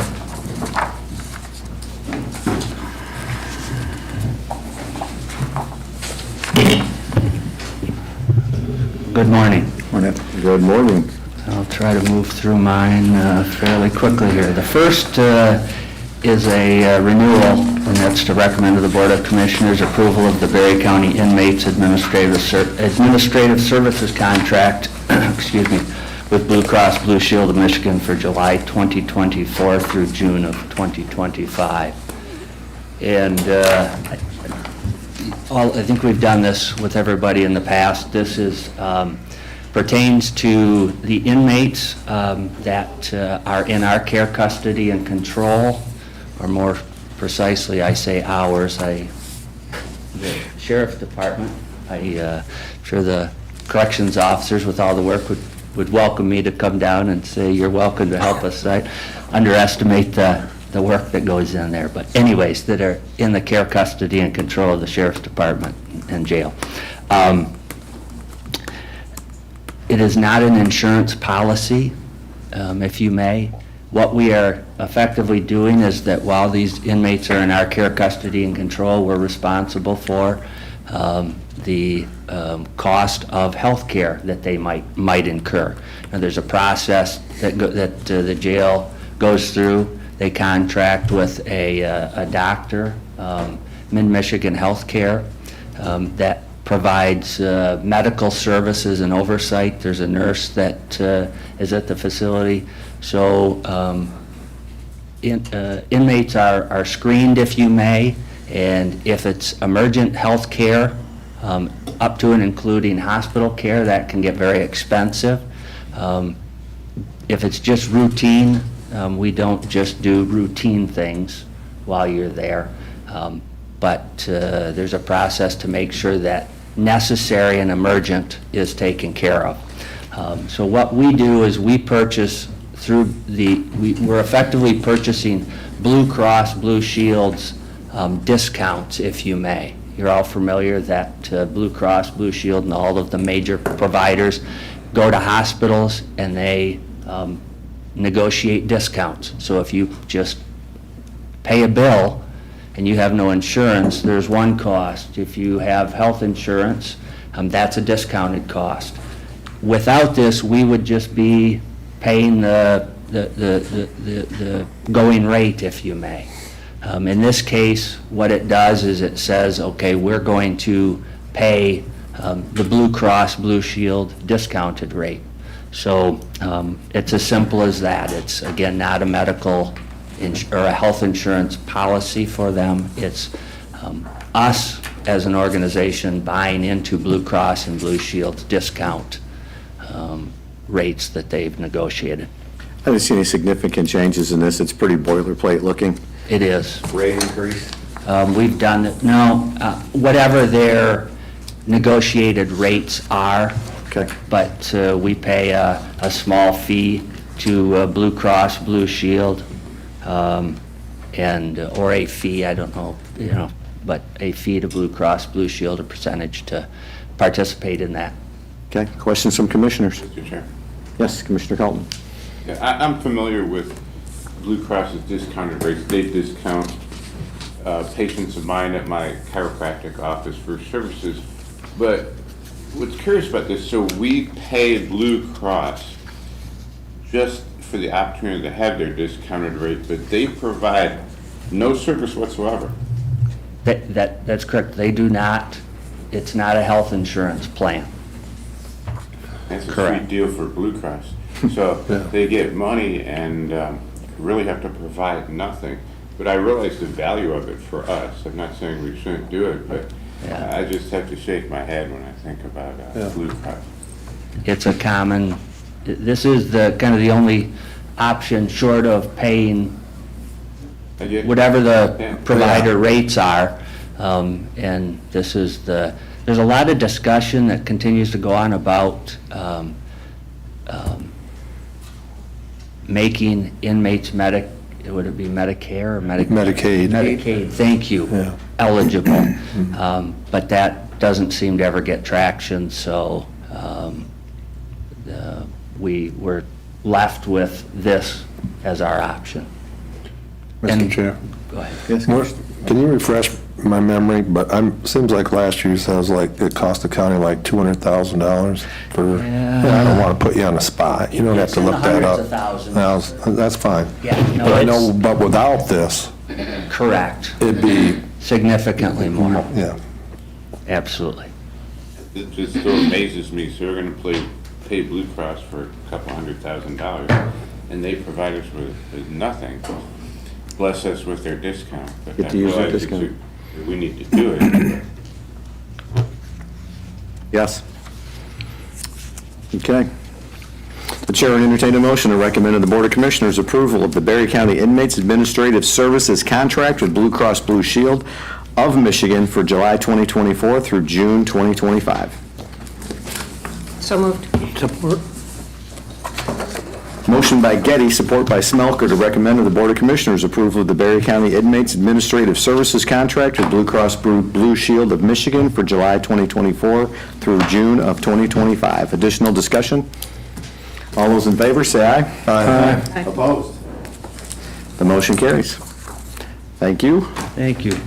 All right, my next item is a request to approve in accordance with the Airport Commission Joint Operating Agreement the expenditure of up to $16,175 to purchase a minivan as a courtesy vehicle and to approve an amendment to the Hastings City Berry County Airport budget, Fund 295, increasing revenue line item 295,000,679,010 from 1,000 to 17,175, and then also the expenditure, the corresponding expenditure line item from 17,500 to 33,675. This is a request from the Airport Commission. The Airport Commission had two vehicles, a van that was donated to them and a large passenger van. I think it was a 15-passenger van that was donated to them, as well as a vehicle, Ford Taurus, that was donated to them as well. They have sold those vehicles. The Taurus was getting up in age, and the passenger van was just too large for what the need was. So they've sold both of those through auction. The proceeds were $16,175. The airport authorized the airport manager, subject to approval by the city and the county, to go out and purchase a used minivan to serve as a courtesy vehicle. If you're not familiar with the intent of a courtesy vehicle, it's a vehicle that remains at the airport. If somebody flies in from out of state or not from around here and wants to get downtown for lunch, dinner, has a business run that they need to make, it's available for that use. So you can see why maybe the 15-passenger van wasn't necessarily the right vehicle for that job, and why a minivan is more appropriate. So, Commissioner Smelker, any additional information you want to share with the board? No, Michael went through that real well. The van is insured through the liability of the airport, right? correct. Correct. That was my question, is we're providing courtesy vehicles, we have insurance, gas expense, different things like that, and we have county liability on that, but John said that that was not under county, under the county policy.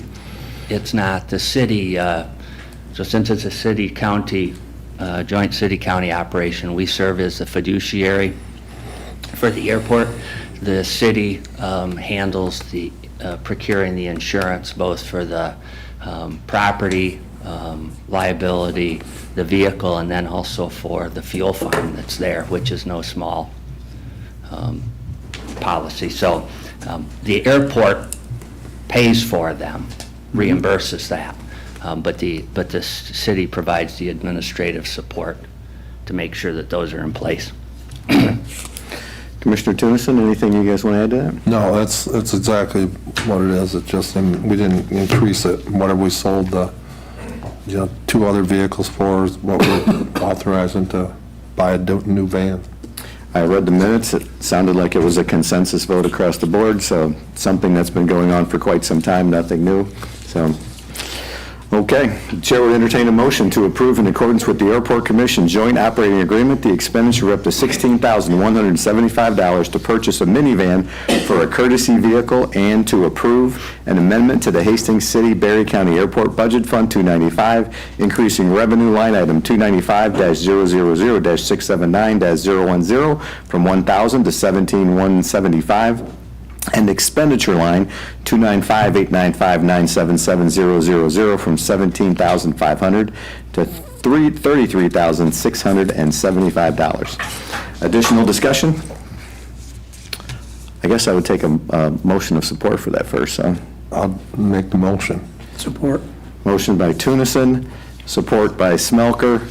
Is there additional discussion on the motion? All those in favor, say aye. Aye. Opposed? The motion carries.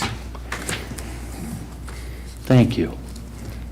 All right, my next is the reappointment of members to the Berry County Land Bank Authority, and it's to recommend the reappointment of Dan King to a 3-year term that began on May 1st of 24 and ends on April 30th of 27, and David Jackson to a 3-year term that began on May 1 of 24 and ends on April 30th of 27. The Land Bank Authority board is designed to mirror or mimic the Economic Development Advisory Board, pardon me, the Brownfield, thank you, too many, the Brownfield Redevelopment Authority Board. And both of these individuals are on that board and would recommend their reappointment. Questions? Commissioner Smelker. With you on that board, are you on there in the capacity of a commissioner? Or is it just you as a civilian? As a commissioner. I don't have that in front of me, but I believe that's the capacity. There's it's got bylaws on it. I didn't pull that specific file. What I'm getting at is a 3-year term. I know you're running unopposed, but shouldn't a commissioner be on 1 year to a time? That's all the committees I'm on. But if you're on in the capacity of a civilian, the 3 years fine. You don't need to be a commissioner, Let's pull that and look at it, and we'll bring it back to the BOC for next week. Thank you. We'll get a question answered for you. We'll just be sure what the bylaws say and that. And additional questions? The chair will entertain a motion to recommend to the Board of Commissioners to reappoint to the Berry County Land Bank Authority Dan King to a 3-year term to begin on May 1st, 2024 and ends April 30th, 2027, and David Jackson to a 3-year term to begin on May 1st, 2024 and ends April 30th, 2027. Is there a motion? Motion. Support. Motion by Smelker, support by Getty to recommend to the Board of Commissioners reappointment to the Berry County Land Bank Authority of Dan King to a 3-year term that begin on May 1st, 2024 and ends April 30th, 2027. David Jackson to a 3-year term that begin on May 1st, 2024 and ends on April 30th, 2027. Additional discussion? All those in favor say aye. Aye. Opposed? The motion carries with notes. The next is also an appointment of additional members to the Berry County Land Bank Authority. The Land Bank Authority is requesting that the board be increased by 2 members so that it, again, mirrors the membership of the Brownfield Authority. However, I received a call from Craig Stolzenberg this morning, so I may need to pull this one, that the Land Bank Authority is requesting that Cindy Vouget and instead of Craig Stolzenberg, is it? Doug Powers. Thank you, Doug Powers be appointed. So the board is, if you want to make that recommendation or change, if you're okay making the recommendation with the change from Craig Stolzenberg to Doug Powers, otherwise I can get some additional information if you may and come back with that one. Doug is here. Doug, what's your capacity with the city of Middleville? Sorry. Oh, hey, Jennifer.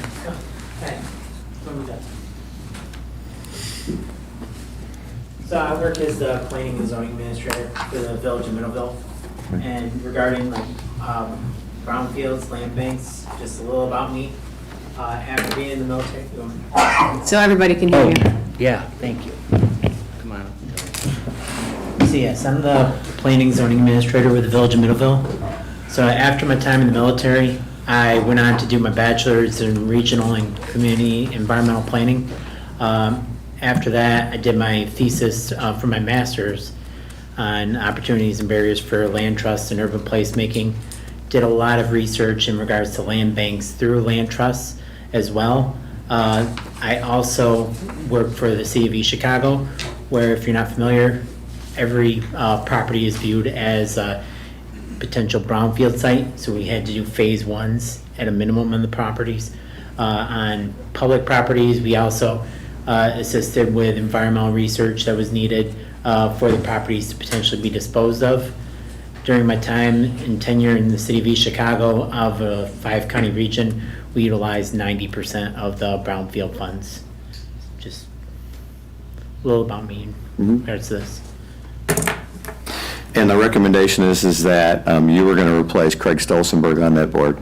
That's correct. And I think with your experience, that would be a welcome addition to that board as well, both on Brownfield and the Land Bank Authority. So, questions? Any objections to us substituting Doug? No. The question was regarding Cindy Vouget. That is another appointment, or? Cindy is still staying on the Land Bank Authority. We're substituting. She's currently on. She's up for reappointment, then, not a new appointment? She is on the Brownfield Redevelopment Board, and they want her to also be on the land bank. Okay, so we're increasing the number of people On the land bank. by 2. By 2, yes. Okay. Okay. Additional questions? The chair will entertain a motion to recommend to the Board of Commissioners appointment of the following individuals to the Berry County Land Bank Authority Board. Cindy Vouget for a partial term beginning May 28th, 2024 and ending April 30th, 2025, and Doug Powers for a 3-year term that began on May 1st, 2024 and ends on April 30th, 2027. Motion, please. I'll make that motion. Support Campbell. Motion by Getty, support by Campbell to recommend to the Board of Commissioners appointment to the following individuals to the Berry County Land Bank Authority Board. Cindy Vouget for a partial term beginning May 28th, 2024 and ending April 30th, 2025, and Doug Powers for a 3-year term to begin on May 1st, 2024 and ends April 30th, 2027. Additional discussion? I'd just make a quick comment in relation to Mark's comment. That I appreciate that it feels maybe a little autocratic on this one. And I apologize for that, but because, and if you aren't comfortable with that's okay, but the reason it's a little autocratic and not going through the advertisement and all of that is that it's really driven by the Brownfield Board appointments, if you may. So those folks were appointed as you get to the Brownfield appointments down the road. Then there will be opportunity it won't feel so autocratic. Okay. It should only happen this one time as we get the Land Bank Authority, which is a newer board, aligned with the Brownfield redevelopment authority. Now it should move along. But again, I apologize for that feeling of sort of autocratic process. Thank you for that explanation. Good catch, Commissioner Smelker. Probably should know this, but can you tell me how many are on the Brownsfield and how many is going to be on the land bank? 7 on Brownsfield? Yeah. And how many on land bank? Now 7. Thank you. Okay, all those in favor, say aye. Aye. Opposed? The motion is approved. Thank you. Thank you, Doug. Thank you, Michael. Thank you. Next up, Ryan Cotton. He is with GovHR to lead our county administrator search firm update. I know that Ryan is here somewhere. There he is. Okay. Unless you need me or want me, I'll let you. Hey, good. Because I have the sunshine, maybe, unless you like it. I'll accept your wisdom. Good morning, my name is Ryan Cotton, GovHR USA, and I'm honored and privileged to be part of your search team for your next Perry County Administrator. I have a few short introductory comments because I haven't met everybody. I did meet with the Personnel Committee. I have several handouts to pass out for your review, initial review anyway, and later on get more feedback from Michael and you as we go, and then proceed into what we call stakeholder interviews, and I'll receive your direction on that. So before I begin, is there anything else you wanted me to cover today that you have in mind? Nope, if you want to make some introductory comments, then we'll allow for commissioner questions. Sure. So I am I was a retired city manager for 35 years, retired from the city of Holland, and have been doing consulting for the last 7 years in kind of a part-time capacity. It's called a 1099 independent contractor status with GovHR USA, which is, all humility aside, the largest executive search firm in the country. I live in Michigan. I live in Grand Haven, been there 29 years, so it's easy to be in Berry County. I've done dozens of searches, strategic plans, organizational studies.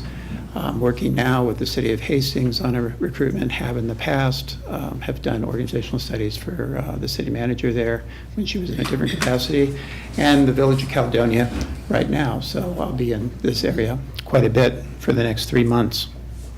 I've done a number of county manager searches. The largest county project I've worked on is happening right now for a large county in Georgia.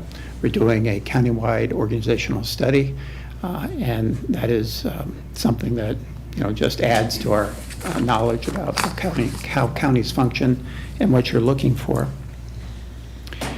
Today, I have a search calendar that I've drafted. I'll pass out in a minute, and also a draft county administrator position description.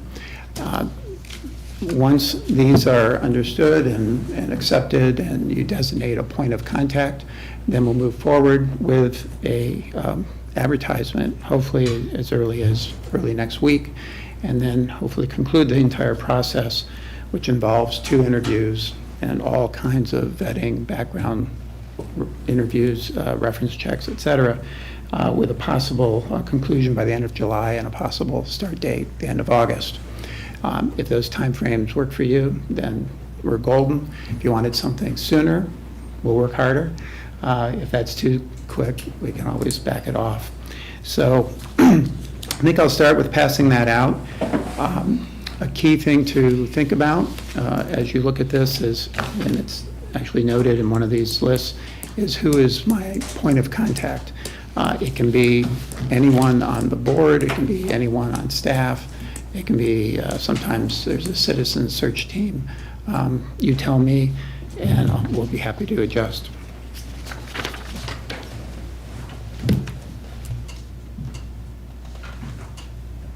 It's just a single page.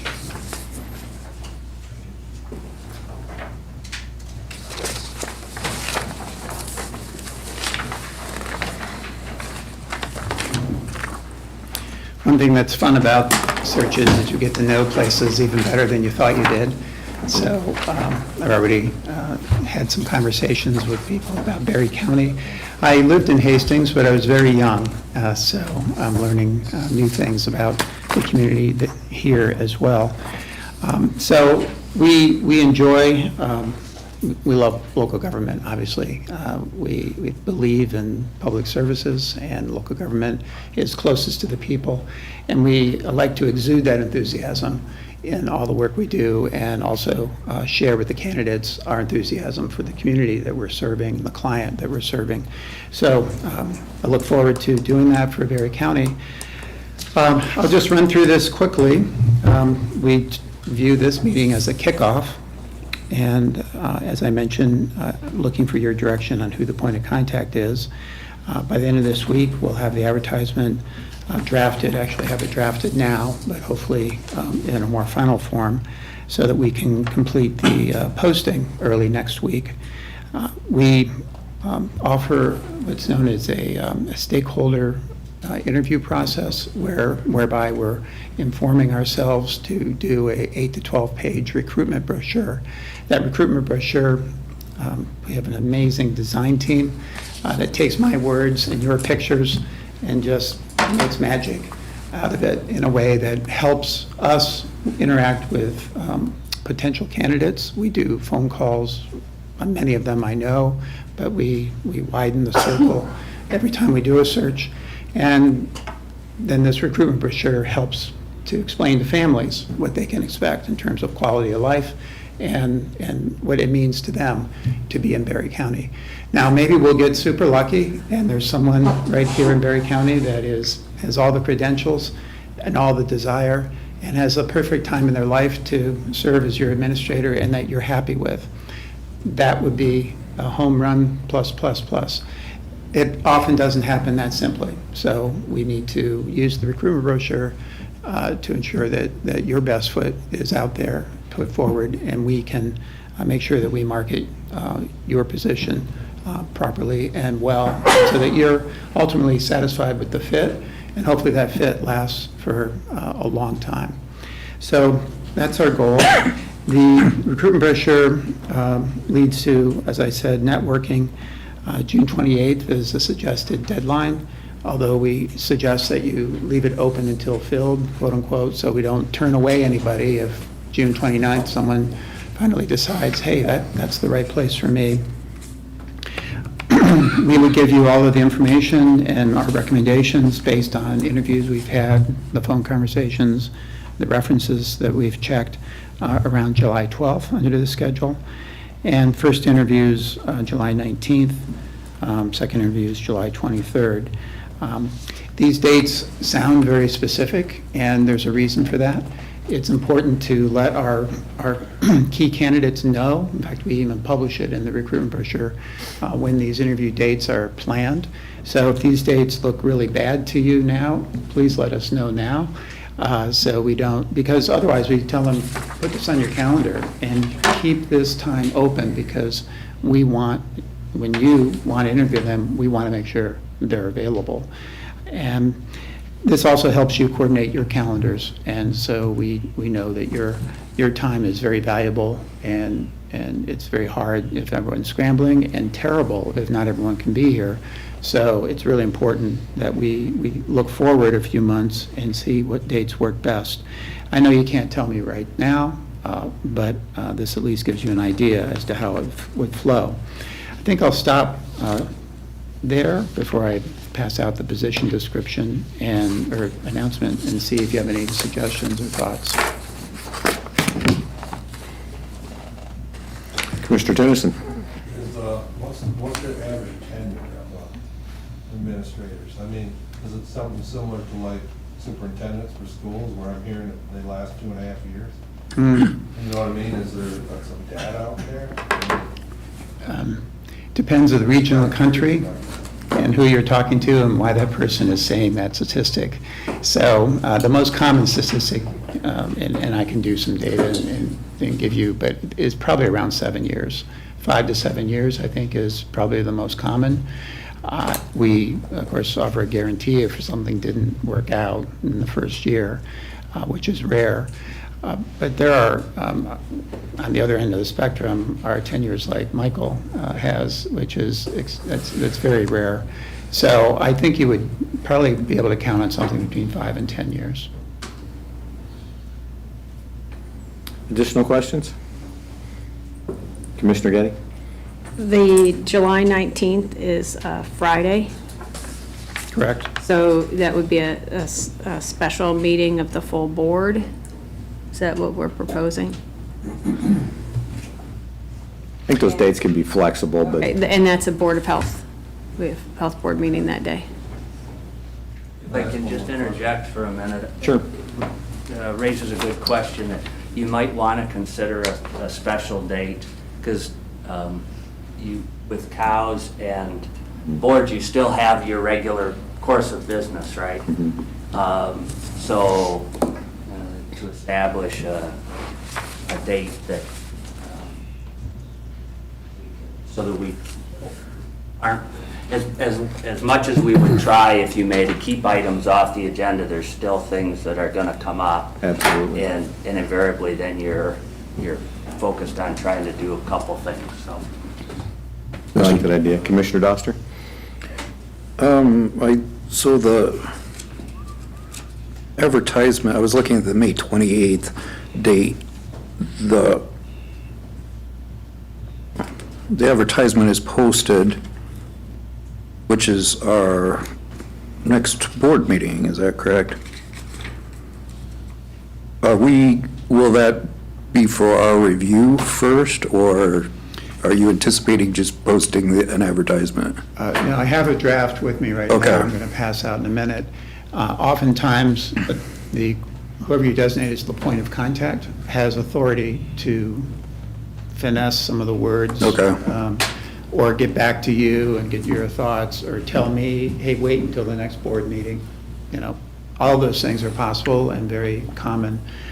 So you'll have a draft today, and you, hopefully, you'll give some feedback today to me and/or the point of contact. Mr. Chair, one question. Yes.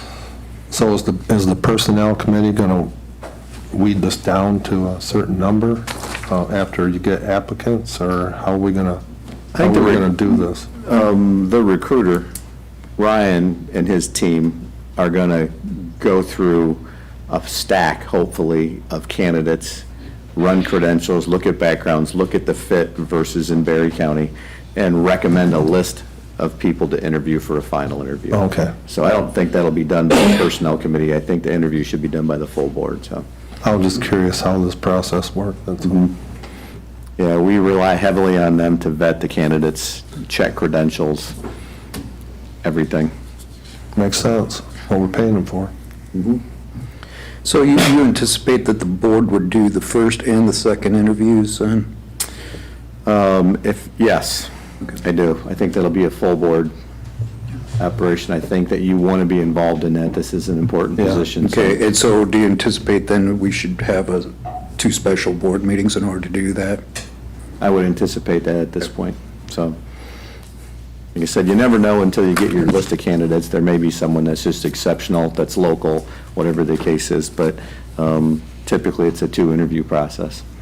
So, And this point person or whatever, that, I mean, would we just put the chair of the personnel committee in that position, or is that on the agenda to discuss who we appoint as the point person for him to discuss and maybe perhaps finesse? What we recommended to Ryan at this point is that it's administratively, Michael is the best contact. Oh, okay. But I would like to be included, both myself and Dave Hatfield, in all communications and emails that go back and forth. So there are more than just one person that's got their brain around it. So obviously with Michael being the administrator, it's a little awkward, but you know, his office does an exceptional job of handling and fielding all information requests that come in. So it's a logical point. Can I just add in? Yeah, I'm happy to do the administrative. I'm accessible, and make sure that if you made that point of contact, either Dave or Dave, if they're not responding, that I'm following up and nudging them to say, okay, we have a time frame and keep things on task, if you may. But there are there's a limit to that, if you may, and I recognize that. I hope that I'm That you're not selecting the next, your own replacement. absolutely. I'm really sensitive that, so to that point of contact, I think that I understand that there's an asterisk around administrative, and it's a short leash, if you may, or a fine line, because there will be questions that are policy and board issues, that would be left to the point of contact there, as well as then to determine, does the full board need to be pulled in on something? So, Okay. a great question.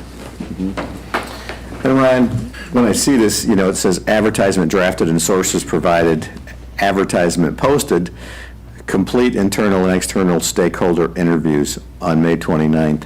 So the stakeholder interviews are part of the process as far as developing the brochure representing Berry County, not necessarily part of the process for the advertisement. You feel like you have a pretty good grip on the county administrator position, the do's, don'ts, what we're looking for in there? Yes, and I'll pass this this announcement out in just a minute, which is, stays within the typical limit of 2 pages and does exactly what you just said. It gets our oar in the water out there and gets people thinking, and then we follow up with, I have 150 candidates that our program is already matched to suit Berry County. I have another 20, 25 that I know personally that I want to make sure I have personal conversations with, and that recruitment brochure will then come later to kind of, a week or so later, to then kind of hopefully get people over the edge of any resistance they might have, because change is change, right? So it helps warm them up to Berry County in ways that they would not ordinarily be able to do it. So it comes at a later state, a later step, and the dates here are perfectly aligned with what we usually find is most successother. Okay, because I feel that's an important step, is to get input from my fellow commissioners, from the county administration office, and from other stakeholders in the community as well, to put that together. So just wanted to be sure that was being done in the correct order, so. Right, and maybe that should say the week of May 27th, because we'll take however long it takes in terms of how many you'd like us to speak with. They're about half-hour interviews. We ask, what their ideal next county manager would be like in terms of skills or attributes, experiences. What is the best thing about living in Berry County? And we also look for anything that is not perfect. Not that we want to really promote that, but sometimes it's helpful to find the right fit. So if it's an area that is rural, that's sometimes what people are looking for precisely. If it's an area that's urban, sometimes there's challenges that people rise to the level of wanting to address. So I kind of can imagine what it might be like here, but we want to ask people and hear it from their own words. The stakeholders, in my view, is each one of everyone on the interview team, and you just talked about yourselves being the interview team. It could be key people in the administration. It could be other key elected officials. It could be leaders of key nonprofits or other entities in the community. There are some clients that have me speak only to the chair of the commission, and of course that's easy for us. But I don't think it does as good a job as those that have us speak to a broad array of people expressing their, what they hope to see in the next chief administrative officer. And that also builds some ownership on the part of the community in terms of what the outcome ends up being. Okay. Are these phone interviews, or are these going to be face-to-face interviews? What are you planning? Face-to-face, I'll return for those if people prefer. It can be Zoom interviews if people prefer. Some people just want to talk on the phone. So it's whatever that stakeholder prefers. Okay, perfect. Additional questions? I would like to see face-to-face. That way you get a sense of who they are, personally. I mean, I like conversing with people. I can, get to know them. Absolutely. Okay. The stakeholders, you said that the board here is a stakeholder then? I view each member of the board as a stakeholder. Okay, so if we were to be, this is for May 29th. Those will be Would that- happening quickly. Yeah, would that constitute a meeting? Not individually. Individually. Individually. Is that deliberating toward a meeting? Is it, does that violate the Open Meeting Act? No, because you'll be talking to Ryan one-on-one. Okay. Right.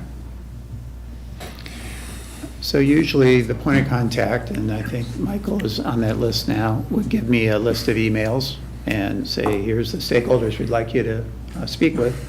And then I would interact with you by email, what time is good, how would you like to do this? And then we would schedule that time, and I would work appropriately however that individual wants to work together. Okay.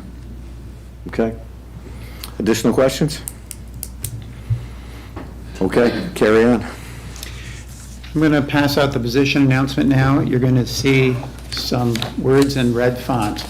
I've done some additional work since I produced this, and I have some of those answered. The red font means I needed to look it up and have further conversation. But there's, the biggest one is on the flip page. And if the newspaper is here, please don't publish this, because it's right now only me guessing at what a good compensation range should be. So I'm aware of some of the compensation for other county managers in the area, county administrators, and those are some tentative numbers. If you have opinions that you'd want to express that are at odds with these numbers, by all means. I mean, it's going to be your hire, and you want to make sure that there's a lot of things you have to consider when you consider pay ranges. I can do more research as well, if you'd like that, because that's always possible.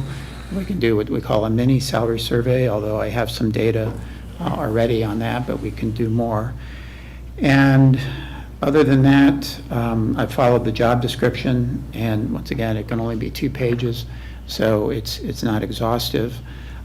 Experience level is 7 years. That's right out of the job description. And you suggest that you have education should be a graduate degree. I'm putting in bachelor's also, obviously, as a prerequisite to that. So I'll pass this around, and then I'll go through each paragraph. How much time do you have today? We're here. We're here. All right. So we'll take maybe 10 minutes on this and get some initial reactions. Thank you.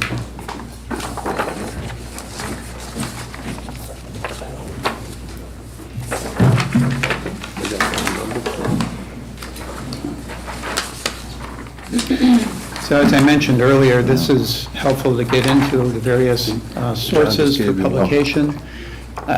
They can be as few as 3 or 4 and as many as 18, I think we've done. And there is a budget of up to $2,500 that is part of our proposal. The average is more around $1,400 to $1,600, and the point of contact will make some of those judgment calls once we provide the list of what we've done for other county administrators and what is possible. So the first paragraph is really trying to make sure that people know where Berry County is and what some of the main attributes and amenities are. And I won't spend a lot of time on that. If you have comments or suggestions, you can shout out or jot it down or ask your point of contact to be responsible. The next paragraph is about the services provided. I've since looked up the latest budget being 21 million. The point of contact maybe has a more refined number for that, and what those services are. And if I've missed something, we want to make sure we get it in there. If I have a better way of phrasing it, I want to put that in there. And I've also since read some of your financial data and talked with Mike, and the Berry County has a AA bond rating, which was very good, and I think is an attractive attribute of the county. The third paragraph lets the person know what makes up Berry County in the way of other governmental jurisdictions, and also how you and how many of them of you are there. Sometimes if there's a big election coming up, we mention that because that's important to people to know about their job security. I haven't heard of that yet here, but we'll play that by ear.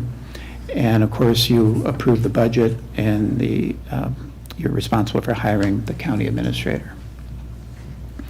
I'm just flying through here just so you get a sense. The last full paragraph there explains what the county administrator does, and that, of course, you can't put in one paragraph everything that Michael does in a week, but you do want to at least touch on some of the main things that are essential to know. I know that the county administrator has many other positions in addition to the deputy county administrator that report to that position, and we can list them all, but it is important to let people know that there's a deputy county administrator. That's not the case everywhere, and that's, I think, a good attribute of Berry County. I'm going to flip the page. The required elements is education. I mentioned bachelor's degree, graduate degree in business or public administration is what the job description reads. Experience is important. In the job description, it says 7 years of administrative supervisory experience in local government with responsibility for budgeting, personnel, purchasing, and human resources. I think that says that very well. I'm glad it's not 10 years. Some communities insist on 10 or 15 years, and those candidates are hard to find, and that would reduce your number to choose from. Sometimes I recommend 5 years if it's a very difficult recruitment, because you need to make sure that you open up the gates a little bit. But I think 7 years is a good number, especially someone in Mike's position of that degree of responsibility. Knowledge, that's out of the job description. Obviously, public finance, budget, practices of public administration, management and supervision, media relations. I added and presentation skills. That was not in the job description, but I think is usually very important. Legal terminology and court procedures, and I'm sure Mike recognizes that I truncated a little bit just for purposes of length. I added in red professional experience working with a policymaking board, demonstrated commitment to quality improvement and consensus building, ability to strategically plan and implement complex and creative, I should say, operational programs, demonstrated integrity of and accountability for services provided to the county, and supervisory experience using collaborative management principles. So not necessarily a top-down management approach, but rather one that is more current and works better in today's environment. Preferences, the job description mentions preferences are for a county administrator or city manager, and I've added, I think I've added deputy, I'm not sure if that was there or not, in a comparably sized or larger organization. Residency is not mentioned anywhere. It can easily be deleted. Oftentimes, it's one of the first things on candidates' minds after the salary. So you tell them, I know by state law residency is not required. I assume it's preferred, but that's in red because it was unknown when I put it in there, but that's oftentimes the way the language reads. I think I'll just stop there before we get to compensation and see if there's any questions or suggestions right off the bat. I think there's some wordsmithing that we can do on it to go through some of it. For example, Gun Lake Casino is not in Berry County. So, that's Gun Lake as a recreation destination is in Berry County, but the casino itself is not, but it's close. Thank you.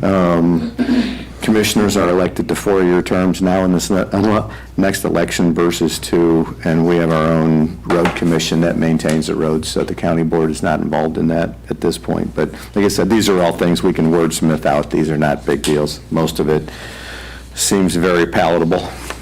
very efficient, so. What about the fact of living here? I mean, is that something would be an important thing? You can't do that? I prefer the way he's got it stated. Which is, what was it stated? Not required, but preferred. Okay.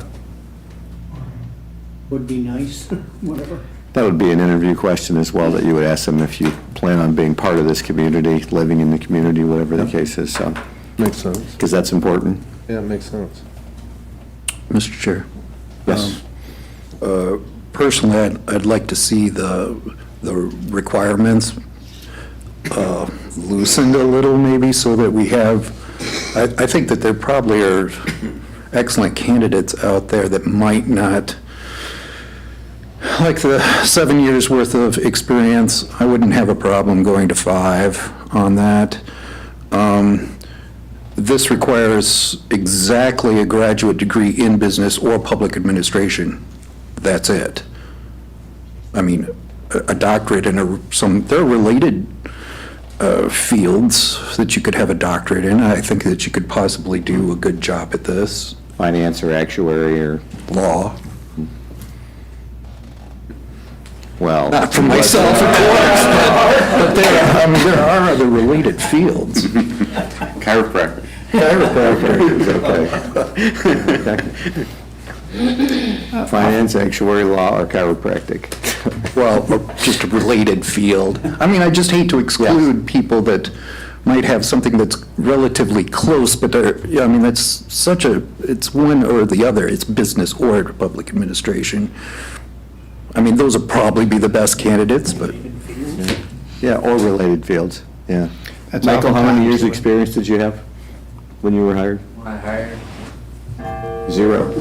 I was right out of college, had just finished my graduate degree, had a couple of years in a program, actually running a community corrections program for Clinton County, and was hired. So to Mark's, I'll let you judge if I've been successful or not, but to Mark's comment, there might be a candidate out there. County has a track record of that, so. And the more experience that you require, the older the candidate and the less amount of time that they're going to be spending here too. We may want to take a chance like we did on Michael and break somebody in. And we had the opportunity to have him for 30 years that way. Maybe it took him 30 years to break us. Yeah, that's probably more likely. Yeah.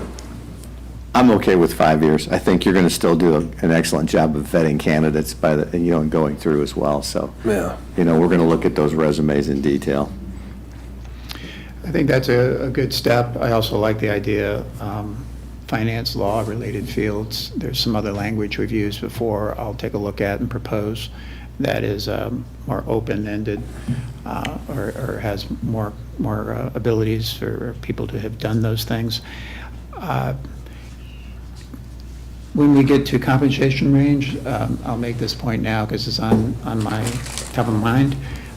The 5 years that you just mentioned enables you doesn't preclude you hiring someone with 30 years, but there might be, as I mentioned, there was some, I don't know, there's 400 students that I've taught in the last 20 years. Many of them have gone into local government. Some of them don't have 7 years yet, but maybe they're at 6. So that 5 is good because it allows a mid-career, early career professional to maybe apply. But you don't need to accept them. It all depends on the whole process. I'm going to move to compensation range. 160,000 is somewhat higher than your current compensation. And and that's not a reflection by me putting this in here on your current administrator in any way. It is a reflection on the marketplace. And it's important that you have a funnel that is wide, a wide range, because that attracts attention. And without attracting attention, you never get the number of candidates that you'd like to see. So many clients, though, do not pay at the top end for the initial hire because it's based on qualifications and experience. So it depends on qualifications and experience. But I'm encouraging you to put something out there that's a stretch number, and hopefully it's a number that can be explained to everyone else in the county that needs to know for the purpose of getting the most highly qualified candidates in the door and in front of you. 125,000, the low end was selected because in the numbers that I saw and was received in regard to other similar counties, that was the low end of what they're paying. So I figured that's probably a good low end number. That was my question, if you had looked at competitive data from similar sized counties. Okay. I have, and most of that data has come through a question I had of Mike, because it's more recent than the last county search I did in Michigan, which is 2 years old. So if you'd like, I can freshen up some of my other data and get back to you. So that, for the purposes of this meeting, that's a discussion point. Okay. Mr. Chair. Yes, sir. You made a comment regarding the competitive range of the salary earlier about asking the media not to publish that. And I think that was maybe sort of a joke, because, I mean, this is a public meeting. We are broadcast live. Everyone's going to know these numbers. Thank you for, Okay. let me clarify. I don't publish this as the decision. It's rather now something I've put before you for discussion. Okay. So please don't, until it's a decision, you know, there's no point in publishing something that came from my mind when it's your decision. It's a recommendation, or it's what's a good term for that? Suggestion. Suggestion? Yeah. Suggested range? Okay. Okay. Additional questions or input? So I think that's accurate. Yeah. Don't know if it matters or it's helpful. I'll share real quickly for those, I think I shared with the Personnel Committee, but for those that aren't aware, my current salary is $143,000. So I think Ryan, and I'm just, my observation has presented you with a good range. I only bring that up, and I said this in personnel, you kind of have to forget about me, if you may, in this process. I've made, you know, my decision, if you may, and I want the same thing you want, is a successful candidate. I want you to be able to attract the best person you can for Berry County, because there's a lot of staff here that are relying on that. So I only bring it up so that you have some sense. If you weren't aware, you're thinking, what is it that I'm making? So it gives you a pretty good range. And if it means that you have to pay somebody more than what I'm making after 30 years, you got to make that decision. It's a tough labor market. There's a lot of things. So anyways, I just kind of bring that up as information if it's helpful. Ryan, I guess my question is, are we going to would you like us to wordsmith this, put it before the board for next Tuesday's meeting and get it back to you? Do you need this sooner than that? Do we need a formal board action on this to approve this, or are you just looking for input as far as some guidance from the board? Guidance to your point of contact. So if you said today, for example, you're happy with the skeleton of this, the nuts and bolts of it, and have someone wordsmith it, that's all I need. If you'd like to have it on your next board meeting, then I'll work with the point of contact to get it, everything precisely the way that you want to see it, and then it can be voted on. And the schedule can adjust. I mean, these dates are not my dates. They're intended to be dates that facilitate your needs. Well, the question for the board is, are you guys comfortable enough with the base information in here that we can wordsmith this move it to 7 years or 5 years versus 7, expand the graduate degree in business or public administration to finance or other related fields. You know, the salary range, I think, is commensurate, and I think that we can smith out the front side of this fairly quickly. If you're comfortable with that, Michael and I and Ryan can sit down, or Dave Hatfield can sit down and do that, and then get this out there as soon as possible. If you think this is something that we need to take a look at and vote on next week, we'll bring it back to the full board and you can take a look at it. The risk is you're delaying the process. So if you're comfortable with this format, I think there's nothing in here that is egregiously wrong. I think we can just narrow it, sharpen it a little bit, and get it out. I think that'd be fine. We've already given our input on it. I think you could wordsmith it and go forward. Okay. Doesn't require another board approval, I don't think. Okay. I think it's important to stay with an aggressive calendar. We know we have an end date, and I think it's important that we get started. For those of you who don't know, Michael did submit his letter of resignation to me with an end date of August, end of August. So that's why we want to stay within the calendar, so, you know. Additional questions or discussions on that? And we're going to somewhat okay this, but if we have anything, we get in contact with you or Michael. Michael? Yeah. And there should be either today or tomorrow? Yes, let's do it quickly. Yeah, I agree. If you review it and have any input that you'd like on this, that'd be outstanding, so would love your input, so. Okay. You're good. And then Ryan, as far as the rest of the process, looking at the calendar, recruitment brochure layout in early June, which that's coming up quickly, first review of candidates and credentials at the end of the month. So after we get the advertisement out there and get the recruitment brochure out there, it's actually going to be fairly quiet for the next 30 days. Exactly. I mean, you're not going to be kicking out resumes to us to look at. You're keeping those all in a file for your review, and then you're going to narrow that focus based on the qualifications and who you feel the best candidates are. Correct, and that's for several reasons. One, our work isn't done until it's done, and it takes a lot of vetting before we, want to bother you with information. But you'll end up getting 12 to 14 to 16 names. That being said, every 2 weeks we do a status report to the point of contact, just saying, hey, this is how many we have, this is what we're doing next, to whatever. Occasionally there might be a candidate that comes up that we want to just touch base about, but to add to what we're learning about the person. But those are individual conversations with the point of contact or contacts.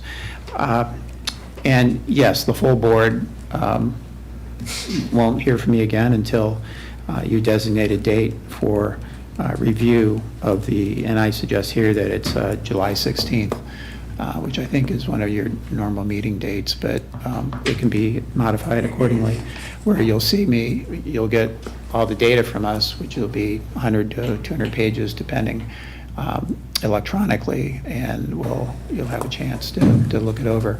I'm assuming the point of contact will also, we take our stakeholder interviews, and we put it in prose, and we add pictures, oftentimes pictures that are provided by the client. And that can come before the full board. There's typically time for that. But if you don't need it, then the point of contact will give me approval to run with that as well. Okay. And if we get, to throw out a number, 50 people that apply for this position or submit a resume for this position, we're not getting 50. We're getting the 15 that you narrow it down to. Is that correct? Or are we getting the entire buffet? You're getting the entire buffet on the ones that we think are most attractive, let's say 8 to 12. And then you'll get a list by name and title and location for all of the candidates. So on occasion, you might say, oh, I know that person, we should add them to the list. So on July 16th, that's exactly what you'll do. Okay. I want to say that everything is confidential, however, until such time as interview invitations are made and accepted. So candidates need that confidentiality because oftentimes, until they're a semifinalist, it's important not to have these conversations with their original employer. Even though most employers are good about it, some are less good. So confidentiality until that point is important. Okay, and with the recruitment brochure, after the stakeholder interviews, are we going to see that information as far as, again, being able to smith it or create it after your design team puts it all in there? Right. We'll have a review before it's released or whatever the case is. As soon as the stakeholder interviews are done, I'll be writing it as I go. But then the draft will be sent to the point of contacts, and they will hopefully review the language, the verbiage, and make suggestions, as well as, if they haven't already, submit pictures from your chamber or whoever here does marketing for the county. And then we'll drop those in stylistically, do the magic, and then it'll come back to you. Okay. And you'll see it before it gets used. All right, any more questions for Ryan? I appreciate your time this morning. Very good information, and we will look forward to getting that out there and getting the process started, and also for the stakeholder interview. So we'll compile the list of people that we feel would be important for you to talk to, as well as the Board of Commissioners, or in addition to the Board of Commissioners, so. Excellent. Well, I look forward to getting to know each of you a little bit better.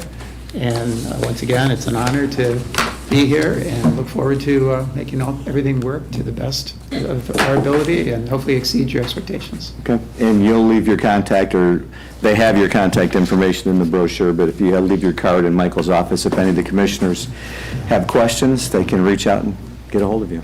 I'll just put a couple here. Thank you.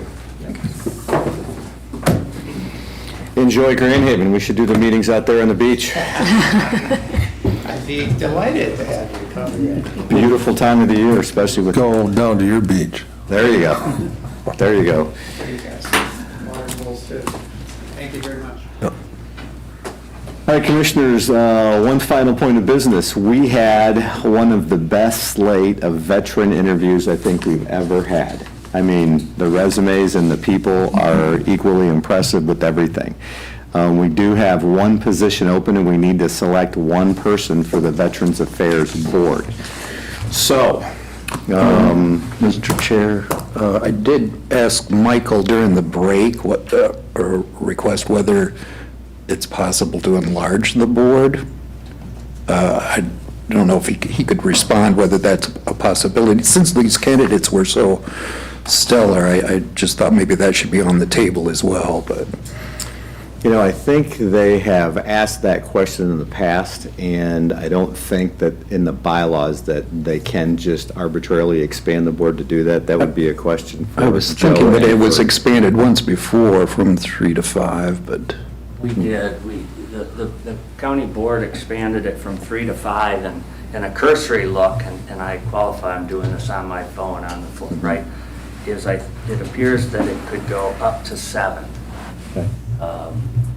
Up to 7. So, but if that's something you wanted to entertain, my recommendation might be that you appoint somebody today to fill that, and who you want, with the assumption that we'll look into whether we can actually, we would come back with a proposal that we in fact can expand it, and all the proper vetting, if you may. Yeah, that would be a discussion to have with the Veteran Affairs Board as well. Could go up to as many as 7. I think the board should ask for it if they want Okay. Okay. Thoughts? I'd like to make a motion for Sylvia, what's her name? Rafels? Rafels.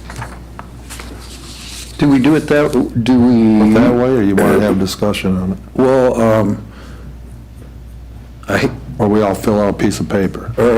Or did we have the clerk call the name and ask for, or our names and ask who we're voting for and then tally it? Is that how we did it the last time? We could have the clerk do a roll call, and when she calls your name, you can give your recommendation. And then if there's a clear winner there, that makes it easy. If not, then we'll narrow down the candidates and go from there. Okay. Doster? Ryan Reeder? Calton? I forget Sylvia's last name. Sylvia. Rafels. Sylvia Rafels. Smelker? Gary? I'm sorry? Gary Thaler? Okay. Campbell?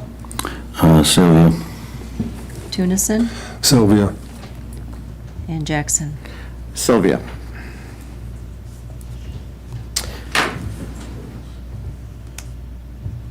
I missed one in there somewhere, so I had 1 for Ryan, 3 for Sylvia, or 4 for Sylvia? 4. I think it's 4. 4 for Sylvia, 1 for Gary. Additional discussion? Would you like to make the motion for Sylvia? Mr. Chair, I'd like to make a motion that Sylvia Rafels be put on the Veterans Affairs Board. Support. All right, motion by Tunison, support by Campbell, to recommend to the Board of Commissioners approval to appoint Sylvia Rafels to serve on the Berry County Veterans Affairs Committee for a partial term that begins on 1/1/23 and expires on 12/31/26. Discussion? All those in favor say aye. Aye. Opposed? That motion carries. And thanks to all of our veterans who've interviewed. We will have that discussion on the board and see if there's an opportunity to expand. You do valuable work, and your input today, your interviews were fantastic. I just appreciate what you guys do for veterans and your fellow veterans in this county. So thank you. We hope we have a place for you, because those are some great resumes and great interviews, so I appreciate that. Limited public comment. At this time, any member of the public wishing to address the board may do so for up to 3 minutes.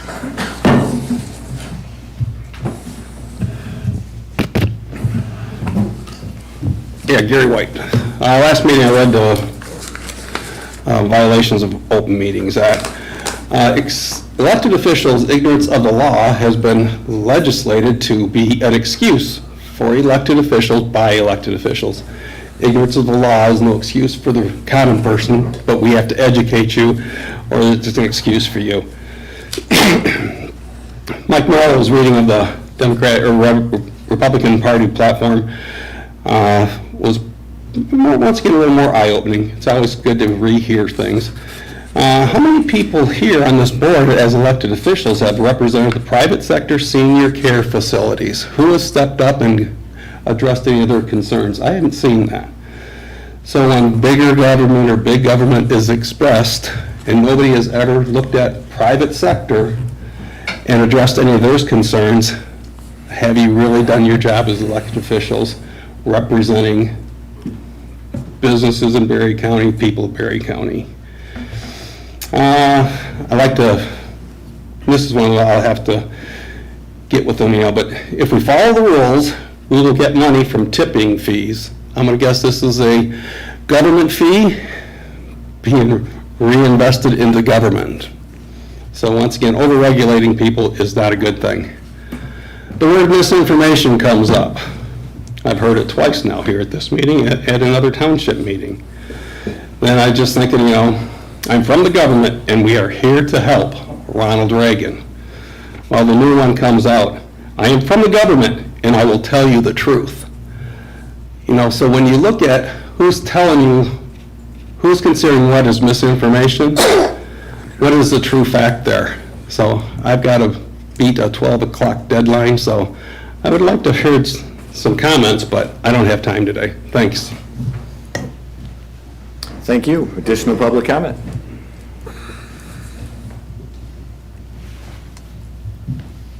Right here. Joel Ibbotson, Rutland Township. I wasn't able to finish my thoughts, so I want to continue where I left off. Society has an imperative which leaves us all responsible and culpable for the success of society or the failure. To the point I made of the Oxford school shooting, we must hold our families, friends, and neighbors accountable. It isn't comfortable to correct others, and it can be painful, but there is a time when rebuke is demanded. Now, we first keep ourselves in check before we go to our neighbor. If we continue to propagate an unlimited proliferation of rights without regard for the responsibility demanded to maintain those rights, we will fail to maintain liberty in our society. But what is liberty without wisdom and without virtue? It is the greatest of all possible evils, for it is folly, vice, and madness without tuition or restraint. This is Edmund Burke in his reflections of the French Revolution. He predicted that the French government would fail.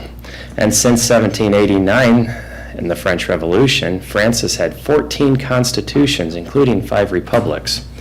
So to the people screaming, "We are not a democracy, we are a constitutional republic," the response should be, without morality, responsibility, and virtue, what's your point? What good is it? To go back to Edmund Burke's statement, liberty without wisdom and virtue is the greatest of all possible evils. What does that evil look like? Well, is the success of our nation and purely contingent on the Constitution? Well, let's take a look at a number of Latin American nations south of our border that, hey, this worked great for America. Let's adopt that same Constitution. We'll fix all of our problems that way. They all failed. And why is that? Because superficial understanding of liberty will end with superficial results. This all might have had a chance at sounding intelligent if I had actually paid attention in school, but let me follow up with this.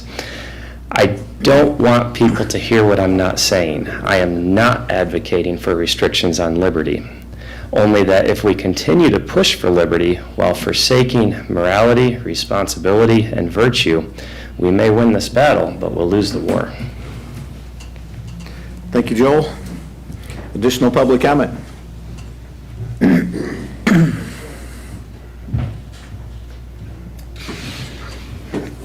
Good morning. Dave Lotsma, Precinct Delegate, Yankee Springs Township, also candidate for County Commissioner District 2.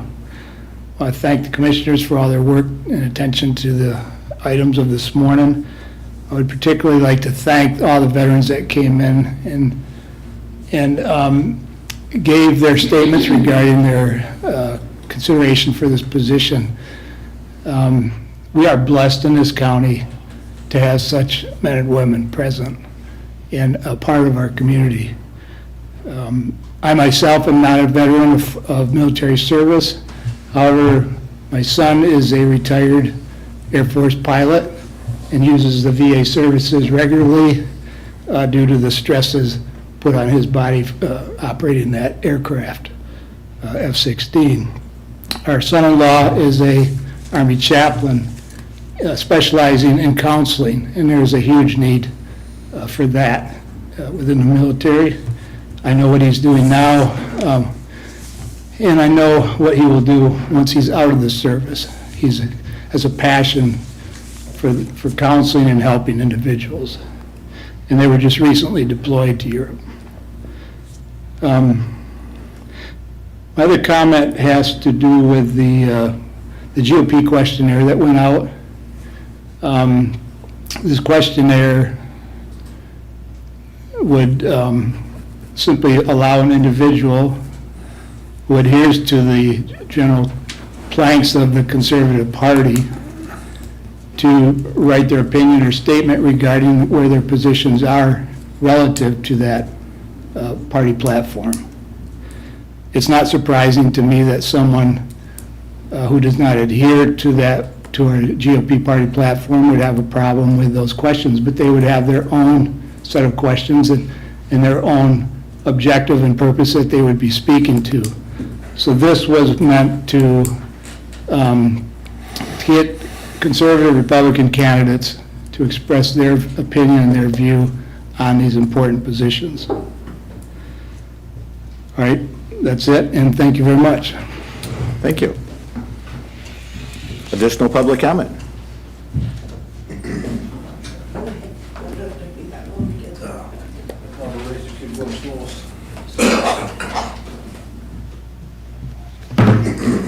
Good afternoon now. Almost. Well, A close. couple thoughts, and I'll try to articulate my thoughts in English a little bit better than I did previously. I apologize. That seems to be going the way of the rest of the body. There was some back and forth last week, and I think some of the commissioners should take a look at read New York Times versus Sullivan. That establishes the manner in which a member of the public can address a public body or an elected official. There's a lot of latitude there, and there's other rulings that apply to that. Random thoughts. You should also take a look at Heller versus DC. That gives us the right to bear arms.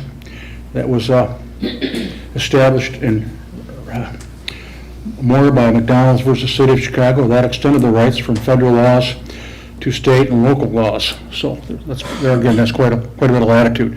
Now, they don't necessarily disagree with some of the things that were said previously. I never thought I'd say this, but I have a new semi-hero, and that would be Attorney General Nessel. Argues to eliminate over 96% of consumers' energies, $136 million rate hike, and advocates gas rate reduction. That's really nice to hear from an elected official. Let's cut down the cost of the consumers. I realize that some members weren't really interested in hearing too much about the MPSC, but you're going to hear it again. The MPSC conducts nearly all its deliberations in secret, despite the fact that exemption from the Open Meetings Act that commissioners fought for and won in 1988 was sold to lawmakers and the public as a limited exemption to expedite rate cases. Amidst that lack of transparency, none of the 4,520 orders the MPSC has voted on since at least 2010 have been voted down. Our free press analysis showed. The last no vote cast by any commissioner was in 2015. In fact, no more than two commissioners, despite the fact that no more than two commissioners can come from the same free press article, that was by Paul Egan, if you want to validate that. The revolving door for utility commissioners applies not to just where they go when they leave the commission, but where they came from. For example, former Governor Rick Snyder appointed a former Consumers Energy executive to the state panel. Economists say the independence of commissioners from the entities they regulate can be undermined in sometimes subtle ways, in a phenomenon known as regulatory capture.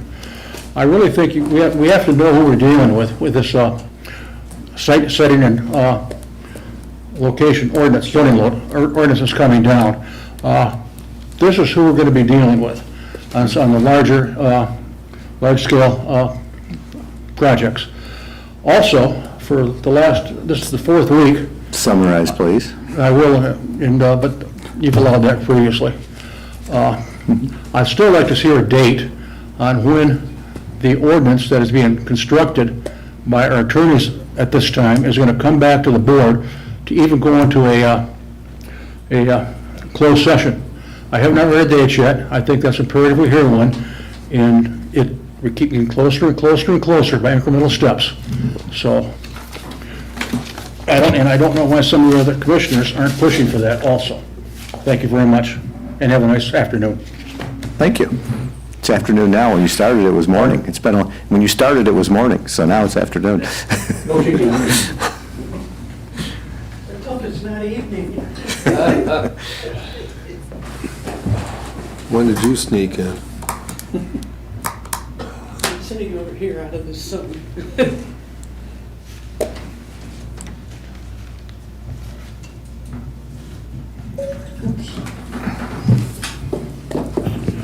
Sharon Sprowski, Carlton Township. point I wanted to make about the questionnaire has been totally missed. The questions are the problem, not the fact that a questionnaire was sent out. None of the questions ask about qualifications for the office, nor do the questions ask how the candidate would serve the county or make the county better. Maybe this will help. If I were looking for a heart surgeon and sent out a questionnaire, I wouldn't ask, do you have flowers in your yard, and if so, what kind? Do you like pets? How do you feel about Fords versus Chevys? No, I'm going to ask, where did you go to school? Because I don't want a vet or a doctor of dentistry doing heart surgery on me. What experience have you had? How do you handle difficult cases? I think you get the idea. The GOP's questionnaire should answer how the candidate is going to serve our county. After all, I thought the GOP wants to serve the people, not rule the people. Thank you. Thank you, Sharon.